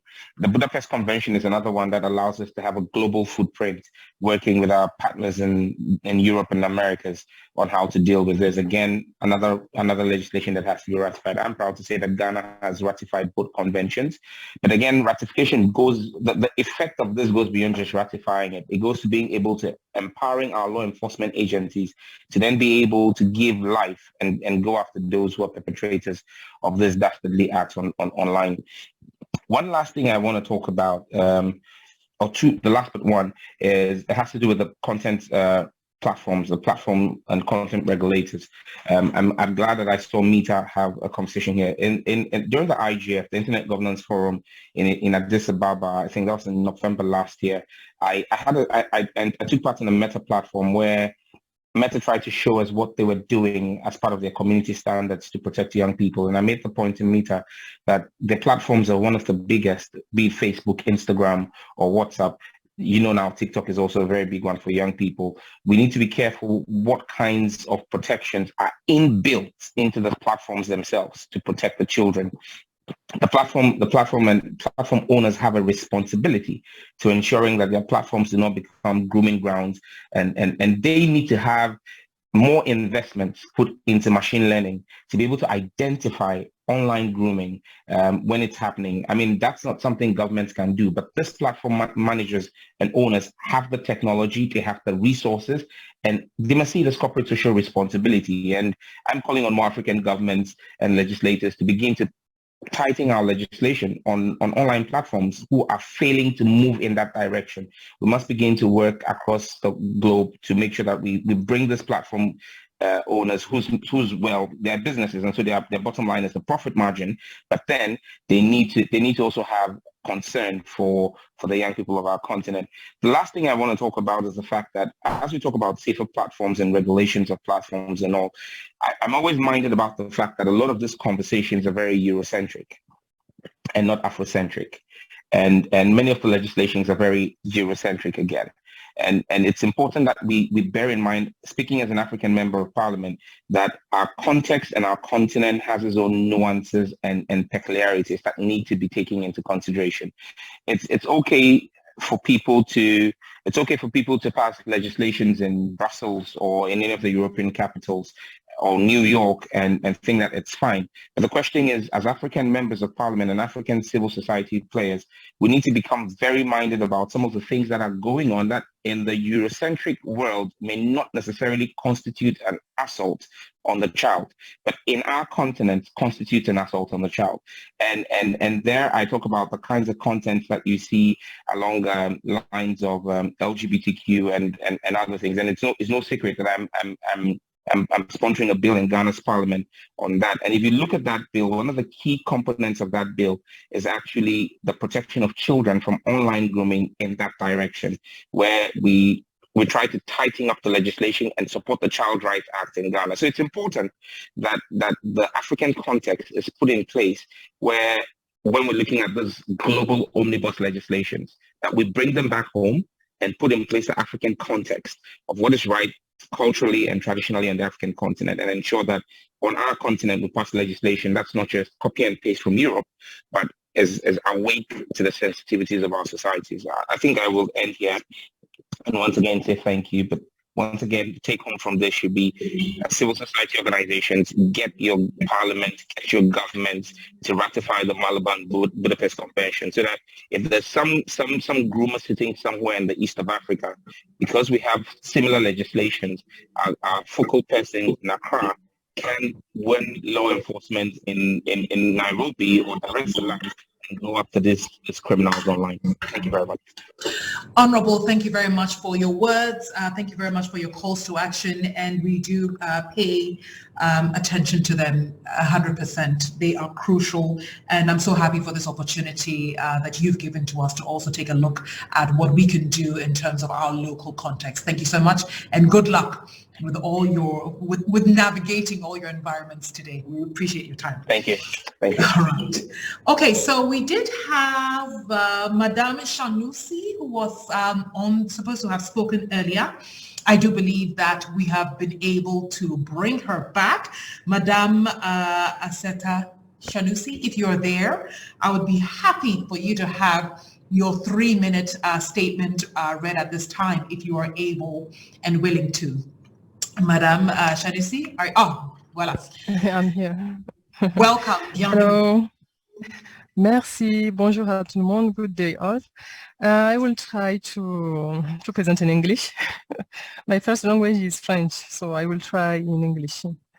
Okay, it's my pleasure to be part of Africa Safer Internet Day today, and I would like to thank Childline Africa for this initiative that brings us here today to share our experiences regarding this important topic. Here in Niger, we have, I will speak for the government part. We have 3 main actors on the government that are working on children internet safety. The first one is the Personal Data Protection Authority that has been created in 2017. And it was really operational in 2019. Last week, we have celebrated with this agency on January 28th, the celebration of data protection under the theme Youth and Responsible Usage of Internet. The agency has mobilized around 500 youth from high school and university during this event. And we have another actor, which is National Agency for Internet Society, where I'm working from as CISO, Chief Information Security Officer. And this agency has been created in 2017. ANSI was put in place to make the digital accessible to all people, to urban people. And when we are talking about digital, we cannot promote digital without taking into account the security aspect of digital, meaning internet. And with the partnership and with the collaboration of Internet of Society, we have organized an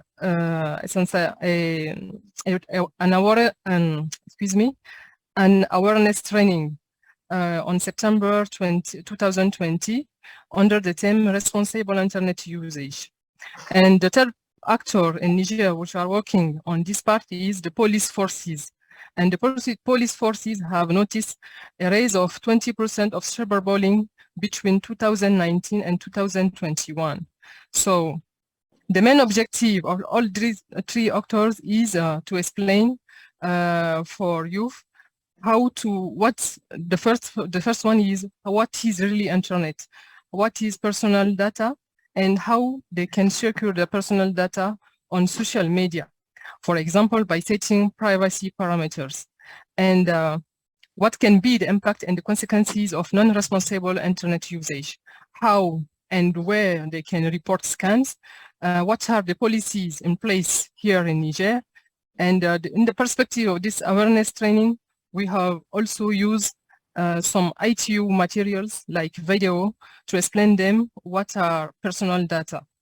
And at the end of the session, we try to evaluate the participants through an MCQ in order to better prepare the next presentation and to see the rate of understanding.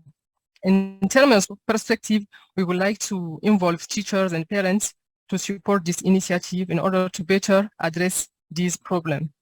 So at the end, I would like to warmly thank all the actors that are here and that are working on Safer Kids Internet, and I encourage them to highly pursue this initiative because African countries are observing an exponential growth of internet even in a rural area. We have to set up local responses to protect our children, our culture, and our identity. Thank you. That's all from me. Madame Shanusi, thank you very much. And thank you very much for doing that in English. I am sure that it wasn't so easy, mais merci beaucoup. Merci beaucoup infiniment. All right, so now we do have quite a number of NGOs who have individually and collectively put their heads together, put their hands together to ensure child safety online. And I want to just steal a little bit of your time to do a little bit of a round table or a little bit of going around the table to acknowledge who they are and give them each some 1 or 2 minutes to acknowledge their presence. And then, of course, at the end of it all, if we have any questions for them at the end of the program, they'll be more than happy to answer them. So Z-Tech Foundation in Nigeria, if you're here, please let us see you. Z-Tech Foundation in Nigeria. I do see you. If you can connect for us, Z-Tech Foundation, just acknowledge that you're here. You can turn your video on, give us a wave. All right, I will go to Children of, oh yes, Z-Tech. Thank you very much for joining us. I'll give you 30 seconds just to address our audience. That's 30 seconds as we have to move on to the Honorable Minister who is online. So Z-Tech. Okay, so good afternoon all. So what we have been doing recently, it has been an interesting journey with the support of the Nigerian Communication Commission. So we have recently started a project titled Project STEAM Rural, where we plan to educate students on STEAM education. So we are introducing them to digital literacy. So there is need for us to also introduce them to how to use those devices. We are introducing it to them safely. So we had target to reach about 50 schools across rural communities, both in rural communities and urban cities. We realized that those students are left behind, most especially when it comes to the northern part of Nigeria. We realized they don't even know where to report such crimes to. So with the help of those printed materials, we were able to educate a lot of them. As I speak, we are still on the project, going to schools and educating them and giving them the printed materials by NCC. Z-Tech Foundation. Yes, ma'am. So regarding the Internet Safe ID, we're also planning on hosting about 120 students and 20 teachers from different schools where we get to sit them together and also educate them on child online safety, ma'am. This is what we've been doing so far, ma'am. And congratulations on your efforts. And of course, we are here to support you 100%. Thank you very much, Z-Tech Foundation. Next to have about a minute to address us is Children of the Digital Age South Africa. If your representative is here, kindly turn your video and your audio on and do address the platform. Children of the Digital Age South Africa, you're welcome to share a few words with us.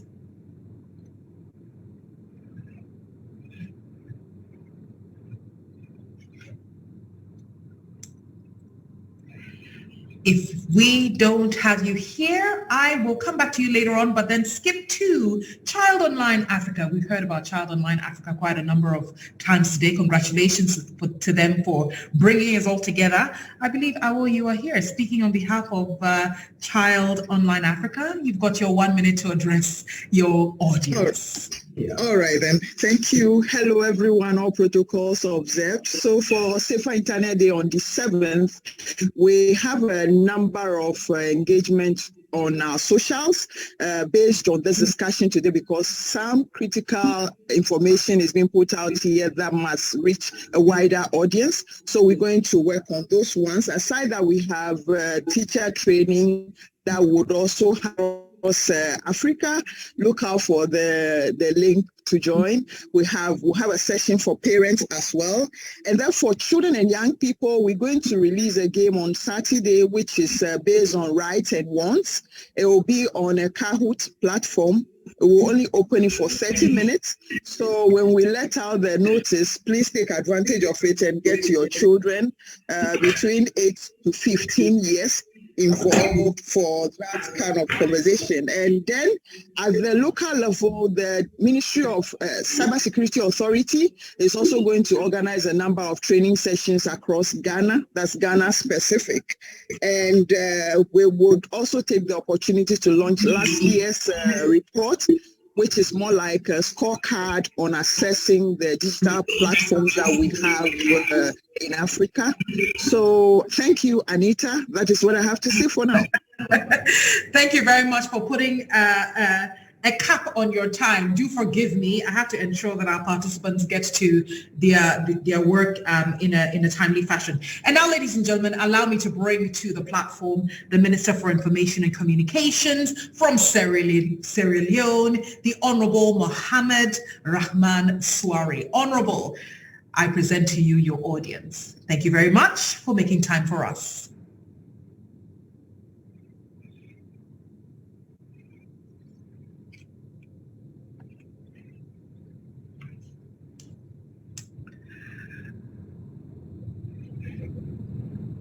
Honorable Mohamed Suare, are you with us?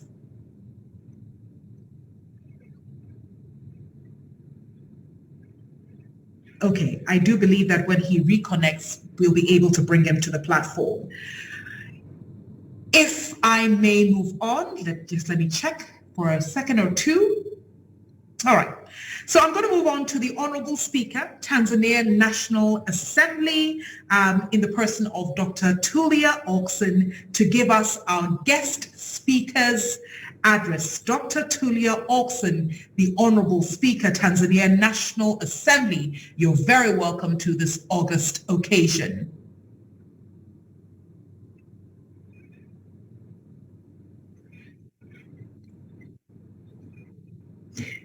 Okay. I hope you can hear me. Can you? We can hear you. Yes, we can hear you, ma'am. Good. So, first of all, the name is Tulia Ackson, so it's a C instead of U. But I'm very honored to be part of this great conversation. And I have had the privilege of listening to everybody else who was on board. So I've learned quite a lot from the youth that, you know, they had their own issues that they presented, so I've heard them, but also the adults like myself who also had the chance to speak. So I recognize everybody who has been on board, and I stand on the protocol that was observed in the beginning. So it's my honor to participate in this very informative and very important forum for ourselves, but also for our youth. The Safer Internet Day is celebrated globally by this time of the year to inspire positive outlook on the safe use of digital technology for our children and adults such as ourselves.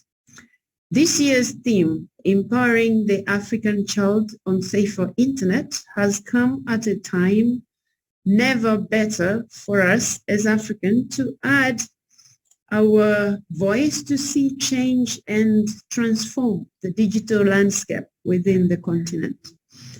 Why do I say this is the perfect time? Well, we are all aware of what we went through during COVID.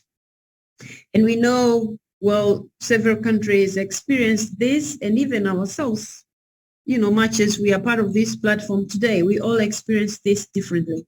Those were the dark and tough times, and we learned our lessons. However, within the adversity was the astronomical surge of something even more powerful, the internet.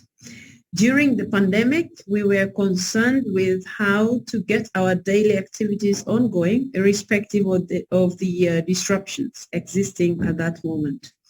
Then the internet provided the means. I think we all agree to that. The quarantine measures led to an acceleration in the adoption of digital services, which made it possible to work, learn, entertain, and access basic services while staying connected. Ladies and gentlemen, International Communication Union in its 2022 report indicated that the use of the internet spiked during the pandemic. It is estimated, the report estimated that 66% of the world population, which stands at about 5.3 billion people, will be using the internet by the end of 2022, which is just last month. Furthermore, Africa is and remains the youngest internet continent in the world. According to Internet World Statistics, Africa's population was projected to grow up to 1.3 billion in 2022. Within these numbers, less than half of the population on the continent are able to access the internet. Affordability remains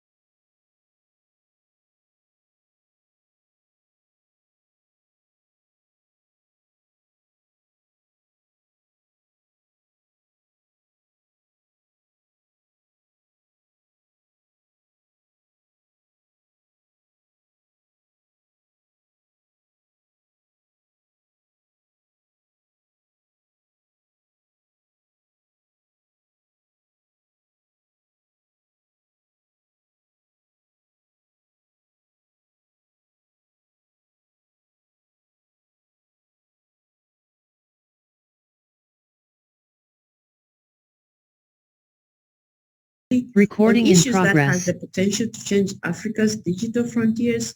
That's a question we should be asking ourselves. Distinguished guests on this panel, I believe it's time we focus on bringing children and young people together on board and on board to participate actively in digital discourses.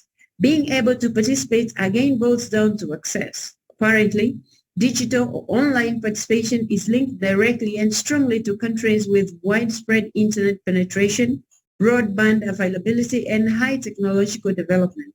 So for children and young persons to engage and participate, they should have first of all gained good skilled experience with digital space. However, interestingly, we have done so much, but still have more to do in achieving tenets that we as Africans have set to guide us achieve our digital transformation agenda. To reiterate a few, we owe it to our children to restore the dignity and improvement in their lives by developing child-friendly policies and opportunities as enshrined by the Africa's Agenda for Children. That's Agenda 2040 and the African Charter on the Rights and Welfare of the Child.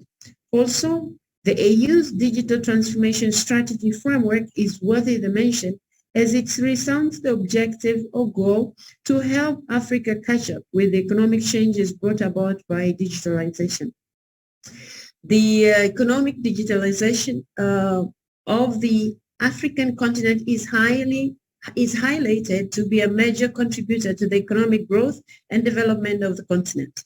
The achievement of the Sustainable Development Goals, specifically Sustainable Development Goal number 3, which talks about maintaining good health and well-being, Sustainable Development Goal number 4, promoting quality education online, Sustainable Development Goal number 5, embracing gender equality, and Sustainable Development Goal number 9, establishing and sustaining digital transformation within industries through innovation and infrastructure, and Sustainable Development Goal number 10, driving inclusion and participation to reduce inequality.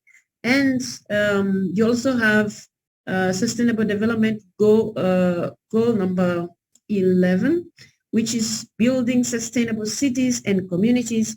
And then you have Sustainable Development Goal number 16, which is exemplifying peace, justice, and support for strong institutions are essential to Africa as well. It requires our diligence and collective effort to contribute to the best of our abilities in developing and maintaining a serene digital environment. Distinguished guests, before I resume, my space of being in the hiding, I would want to touch on one more point: gender parity in ICT, empowering girls in ICT. As young as the continent is on the internet front, we battle immensely with ensuring that there is gender parity of internet users. Africa is reportedly compared to other continents and scored less in relation to individuals who access the internet at 39.7% per 100 inhabitants and 60.6% per inhabitants who own a mobile device. Ladies and gentlemen, out of the 39.7% per 100 inhabitants who use or can access the internet, only 34% are females. The figure is discouraging. However, we acknowledge this problem as a motivating factor. Let us now to sit up. It's not actually our time right now to sit up, but now these statistics actually brings us on board to see what it is that we have to be talking about when we talk about gender parity, when we talk about gender equality, when we talk about access to internet. We should be also considering girls as a particular group that is disadvantaged by whatever it is that is taking place right now. But this also is letting us know to sit up, letting us know that we have more to do, and that all is not achieved until we have every young girl equally equipped and trained to participate in ICT and STEM competently. I cannot overemphasize the need for collective action in bridging the gap between Africa and the rest of the world, where our boys and girls will be able to compete fairly and stay afloat in the ever new digital tech world. Honorable Minister for Information and Communication of Sierra Leone, and I understand we have a number of dignitaries who are present here, distinguished guests present, and ladies and gentlemen. I would like to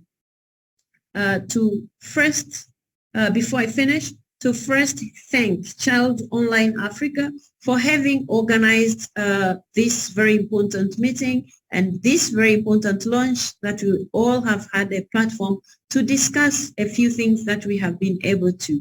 Now, because I have been invited as a keynote speaker, so maybe I will be able to share other aspects when the question and answer question comes up. But today is the launch for the African Safer Internet Day 2023, and it's an important piece in the bigger picture. And while there is so much yet to be done, I challenge us all to be efficiently and effectively swift about it. Again, I share my delight to be here today to join you in the curtain raiser event to the effort put in place by Child Online Africa and partners have made over the years to encourage children online safety here in our homes and across the continent. I thank you, and I'll be ready for any questions that you might have. Thank you very much. Dr. Axon, thank you so much for your time. Thank you so much for your various crucial points. As I said before, when Honorable also spoke, as I said, this recording is going to also be available. And I do know that this platform has accommodated between 40 and 50 of us, but each one of our very important guests and our contributors have said something that's crucial to child safety online. And I would heed the organizers to share this video with all of our communities, not just across the continent of Africa, but of course to Africans around the world. So thank you very much, Honorable Speaker, for sharing that with us. And now the platform is open for a few questions. I'm very conscious of time. I'm conscious of how much of your time we've already taken. If for whatever reason we can't see or hear you, you can also put the question in the chat box. I respectfully say that I'll take only about 3 questions, but definitely as we are going along with our programming, we'll be able to send you some answers to your important questions. Shaibu Latif Abdul, you've got your question, you've got your hand up. Please do feel free to turn on your audio and your video and ask your question and tell us to whom the question is being asked. Shaibu, the platform is yours. Please go ahead with your question. I'm from Ghana and I attend Jimboti Memorial Cultural Senior School.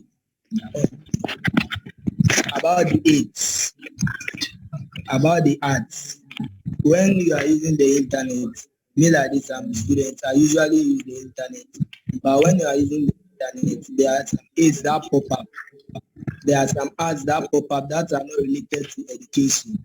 That takes you away from the education information, which disturbs a lot. So I want to know which policies they are putting in order to regulate that disturbances. Aside that, I want to talk about the connectivity. The connectivity, what are the steps need to bridge the gap between the connectivity? Those in the cities, they enjoy internet connection than we in the rural areas. And we need the internet to do most of our assignments. So when those happen, they get information more than us. We are all students. So I would like to appeal to all African government, stakeholders, telcos, civil social groups to take African child, to declare Child Africa Online as a state of emergency. Thank you. Shaibu, thank you so much. And I'm grateful that our first contribution or our first question came from a youth of our African country. The question is blatant. The concerns about adverts that do not relate to children, especially when children are using certain online platforms, which eventually just lures them into that space that is not conducive for children. And the question about being in rural areas, you know, this unfairness, if I may call it that, access to the internet, which is definitely not the same as children in the urban areas and children in the rural areas. Do I have any of my speakers who may want to, and this Shaibu's question does not relate only to one jurisdiction, which is Ghana. I think it's pretty much the same thing across the continent of Africa. May I put you on the spot, Awo, to provide some guidance or answer to Shaibu's question? And if you're not the right person, you can also yield to whomever it is that may answer this question. Awo from Child Online, are you there with us, please? Yes, Anita. I am here, and the right person to provide the appropriate answers will be the policy makers. So we will take up Shaibu's concerns, and then Jackie is also online from MTN. They also provide some support to local communities, and we'll see how best some of those concerns could be addressed. Thank you. Thank you very much for that. I'll take my second question. I'm only taking 3 questions. We're conscious of our time. I'll take my second question. If you can put your hand up, I'll be happy to call you. And if for whatever reason you have issues, please also put your question in the chat box. Do I have a second question from anybody in the forum or in the chat box? It can also be a contribution. It doesn't necessarily have to be a question. We've heard a lot over the last 2 hours from our keynote speaker, from our guest speakers, from our policy makers, from our NGOs.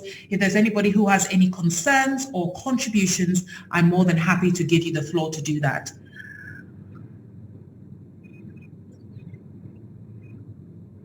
I'm going through both screens. I'm assuming that we're all clear. As I mentioned before, we've got the chat box. So if for whatever reason you are unable to pose the question, please feel free to do that in the chat box. You can also do it at a later time if you feel that there's anybody in this organization or anybody in this forum that you would like to contact. To the organizers, do I have your approval to move on? It doesn't look like I have any questions or contributions. I don't have any hands up. I've checked Anita, yes. Yes, ZTech. Okay. I'm sorry, who mentioned my name? Yeah, it's me, but you can go ahead. It's Serge. Serge, ZTech, okay. go ahead. Oh, ZTech, please proceed. Please proceed. Okay, Thanks, mine is just a contribution or a suggestion. So we are disseminating learning materials to people in the rural communities. So we happen to find out that some parents don't even know how to even read those materials. So I'm thinking a way we could go around that. It's possibly have a radio program on their local languages and on educating them on child online safety. It really go a long way in helping them understand what we are really trying to do. Thank you very much, ZTech. I do believe it was Elizabeth Yisa. Elizabeth mentioned something, along those lines. Elizabeth from the Nigerian Communications Commission.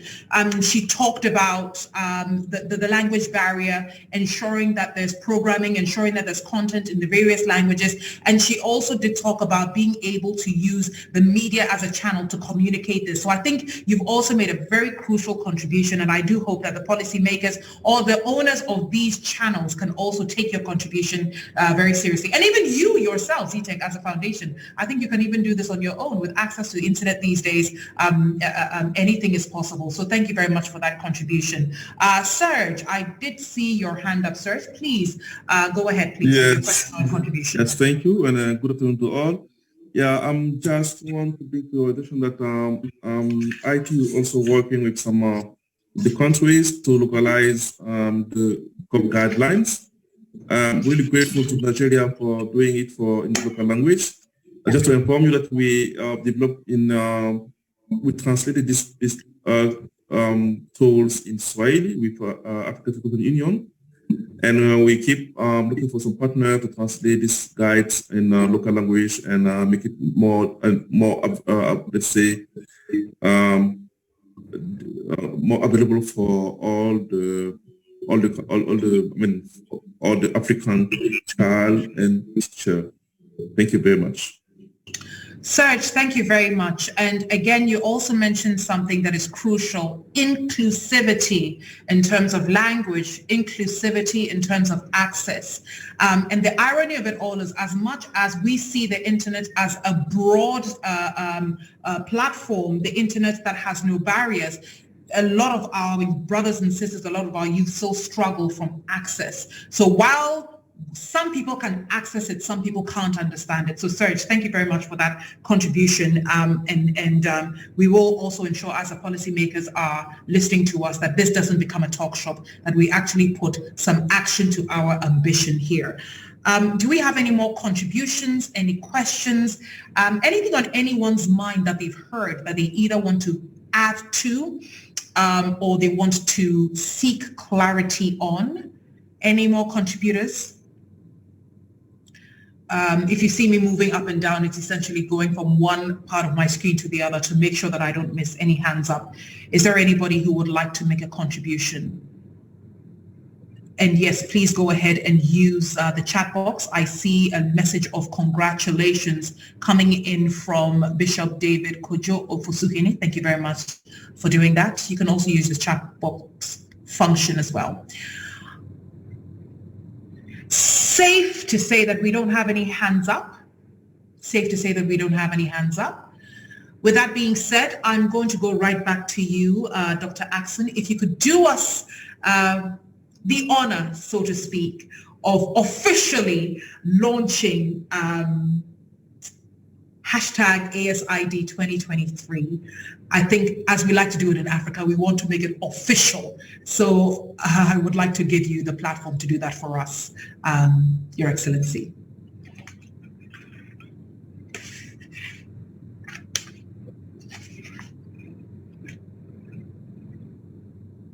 Your Excellency, your audio is off, please.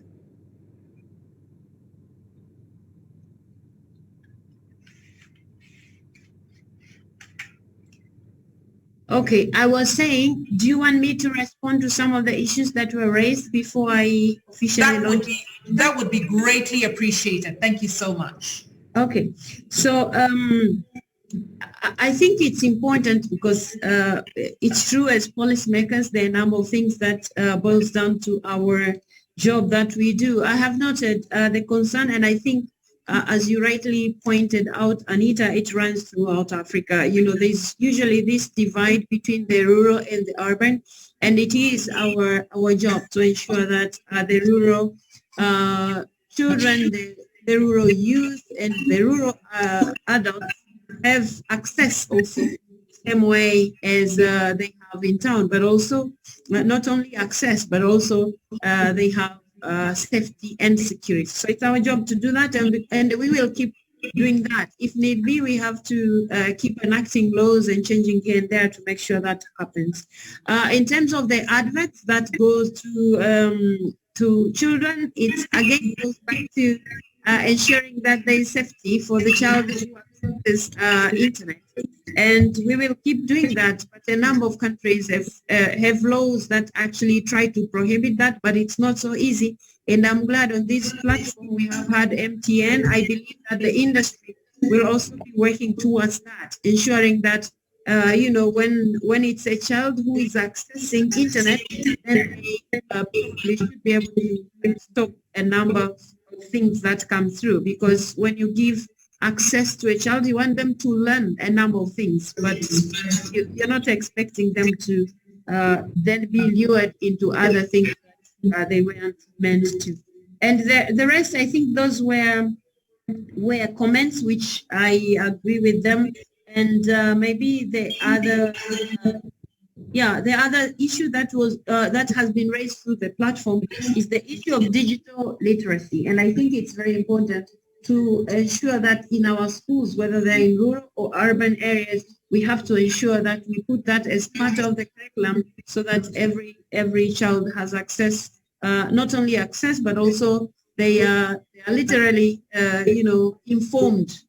They learn through the process as the same way they learn other things. Now, having said that, and since you talked about time, I would like this to take this opportunity to officially launch the fourth Africa SID program for 2023. So now mention the special hashtag which will be leading us throughout this time when we are all discussing about safety security on internet. And so I would launch officially the hashtag ASID 2023. So it's officially launched. Thank you. Okay, so Thank you very much. Serge, thank you very much, Serge, for the traduction. Yeah, so we need to translate in French, or I think that is really short and clear. I don't know if it's needed to really translate in French, but yes, mais en fait, notre orateur vient juste de lancer le hashtag ASID 2023. Donc, vraiment, cette journée nous sert de guide pour tout ce qui est protection de l'enfance en ligne pendant le prochain jour. I think that I'll resume it very well. Thank you. Merci beaucoup, Serge. Donc, c'est officiellement lancé. Merci beaucoup. And thank you very much, Dr. Axon, for staying with us from the beginning. We saw that. You've stayed with us from the beginning right to now. And I often say that when our leaders pay so much attention and when they spend so much time with us, it is an indication of what we're doing right, but it's also an indication of their genuine care for their people. So we thank you very much, Dr. Axon. We don't take your time and energy for granted at all. Hopefully we get to see you again next year. Thank you so much, madam. All right, so now I would like to give the microphone to, I would like to call her the Honorable. She does so much work. She commands all of us. Awo Adam Amenya, who of course, as you know, is responsible for pulling all of us together. Awo, the floor is yours. Right. Thank you for the opportunity to speak again, Anita. And you have been very wonderful, and I can't thank you enough anyway. Yeah, so I would say that it's a pleasure having all of you log in this morning in order for us to have this very, very important conversation, which will go to securing the digital space of Africa. On behalf of the ITU Regional Office in Africa, the Africa Telecommunications Commission, Telecommunications Union, the Nigerian Communications Commission, all other regulatory partners, as well as Africa Safer Internet Day partners, we would like to thank you for making time with us this morning. We couldn't have done this, or we couldn't have had this successful launch without your support or without your contribution. So we can't take you for granted, and we are very grateful. There are a number of young people who connected who were deaf. We were supposed to have the interpreter join us for your interpretation. Unfortunately, that was there was a technical hitch somewhere. We hope to make it up to you during the face-to-face session, so that will not happen. And my sincere thanks goes to Anita. Anita, you've made this beautiful. You've made this successful, and you've made this. I mean, you've been very sacrificial. I can't say enough, but then we are grateful, and I would like to thank each and every one of you a wide round of applause to all of you, to Dr. Tuliaksen, Honorable Mohamed Swari, to Honorable Sam George, to Mrs. Anne Rachel Ini, to the Secretary General of ATU. Sarah has been my co-pilot from the very beginning, so I don't need to even say much about that. Yes, so finally, thank you all. May God bless us, and let's make every day a safer internet day in Africa from today onwards. Thank you, and God bless you. Thank you very much. And before you all run off, may I kindly ask you to turn your videos wherever you are so that we can have somebody take the picture for us. As much as I love technology, I'm not the most technologically savvy. So can we kindly have, can I nominate somebody? Serge, it might be you. So please turn on all your videos. I see my dear friends from MTN, Angela. Hello, Angela. You're looking fantastic. I see, Jacqueline is back. Now I see all the great faces behind the black screens. So everybody, please turn on your video. This is a historic moment. Miss Karen, please go ahead and do the photos. Fantastic. Sama, where are you? Fantastic. Madam Shanusi. Yes, so if we can all turn on our videos just for another 2 seconds so we can grab this moment in history. It doesn't matter where you are, just be part of our history. All right, in another minute, we shall take the picture. Let me give people a minute to put on. Look directly into your cameras. I'll give you one more 30 seconds. Everybody, please turn on your videos. 30 seconds. 30 seconds. 30 seconds. 15 seconds. All right, Serge, are you going to do us the honors? Yes, Miss Karen, please go ahead for the photos. Yes, it's done. Thank you very much. Oh, we didn't smile. Wait, hang on a second. Please, all right. We can do it together. Please, no problem. Okay, 3, 2, 1.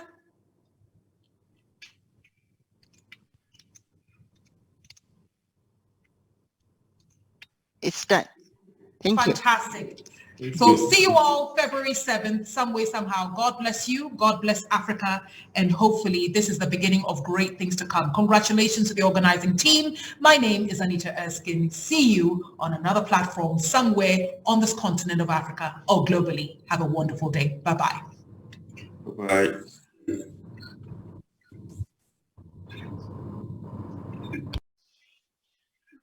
Bye-bye. Bye-bye. Bye-bye. Yeah.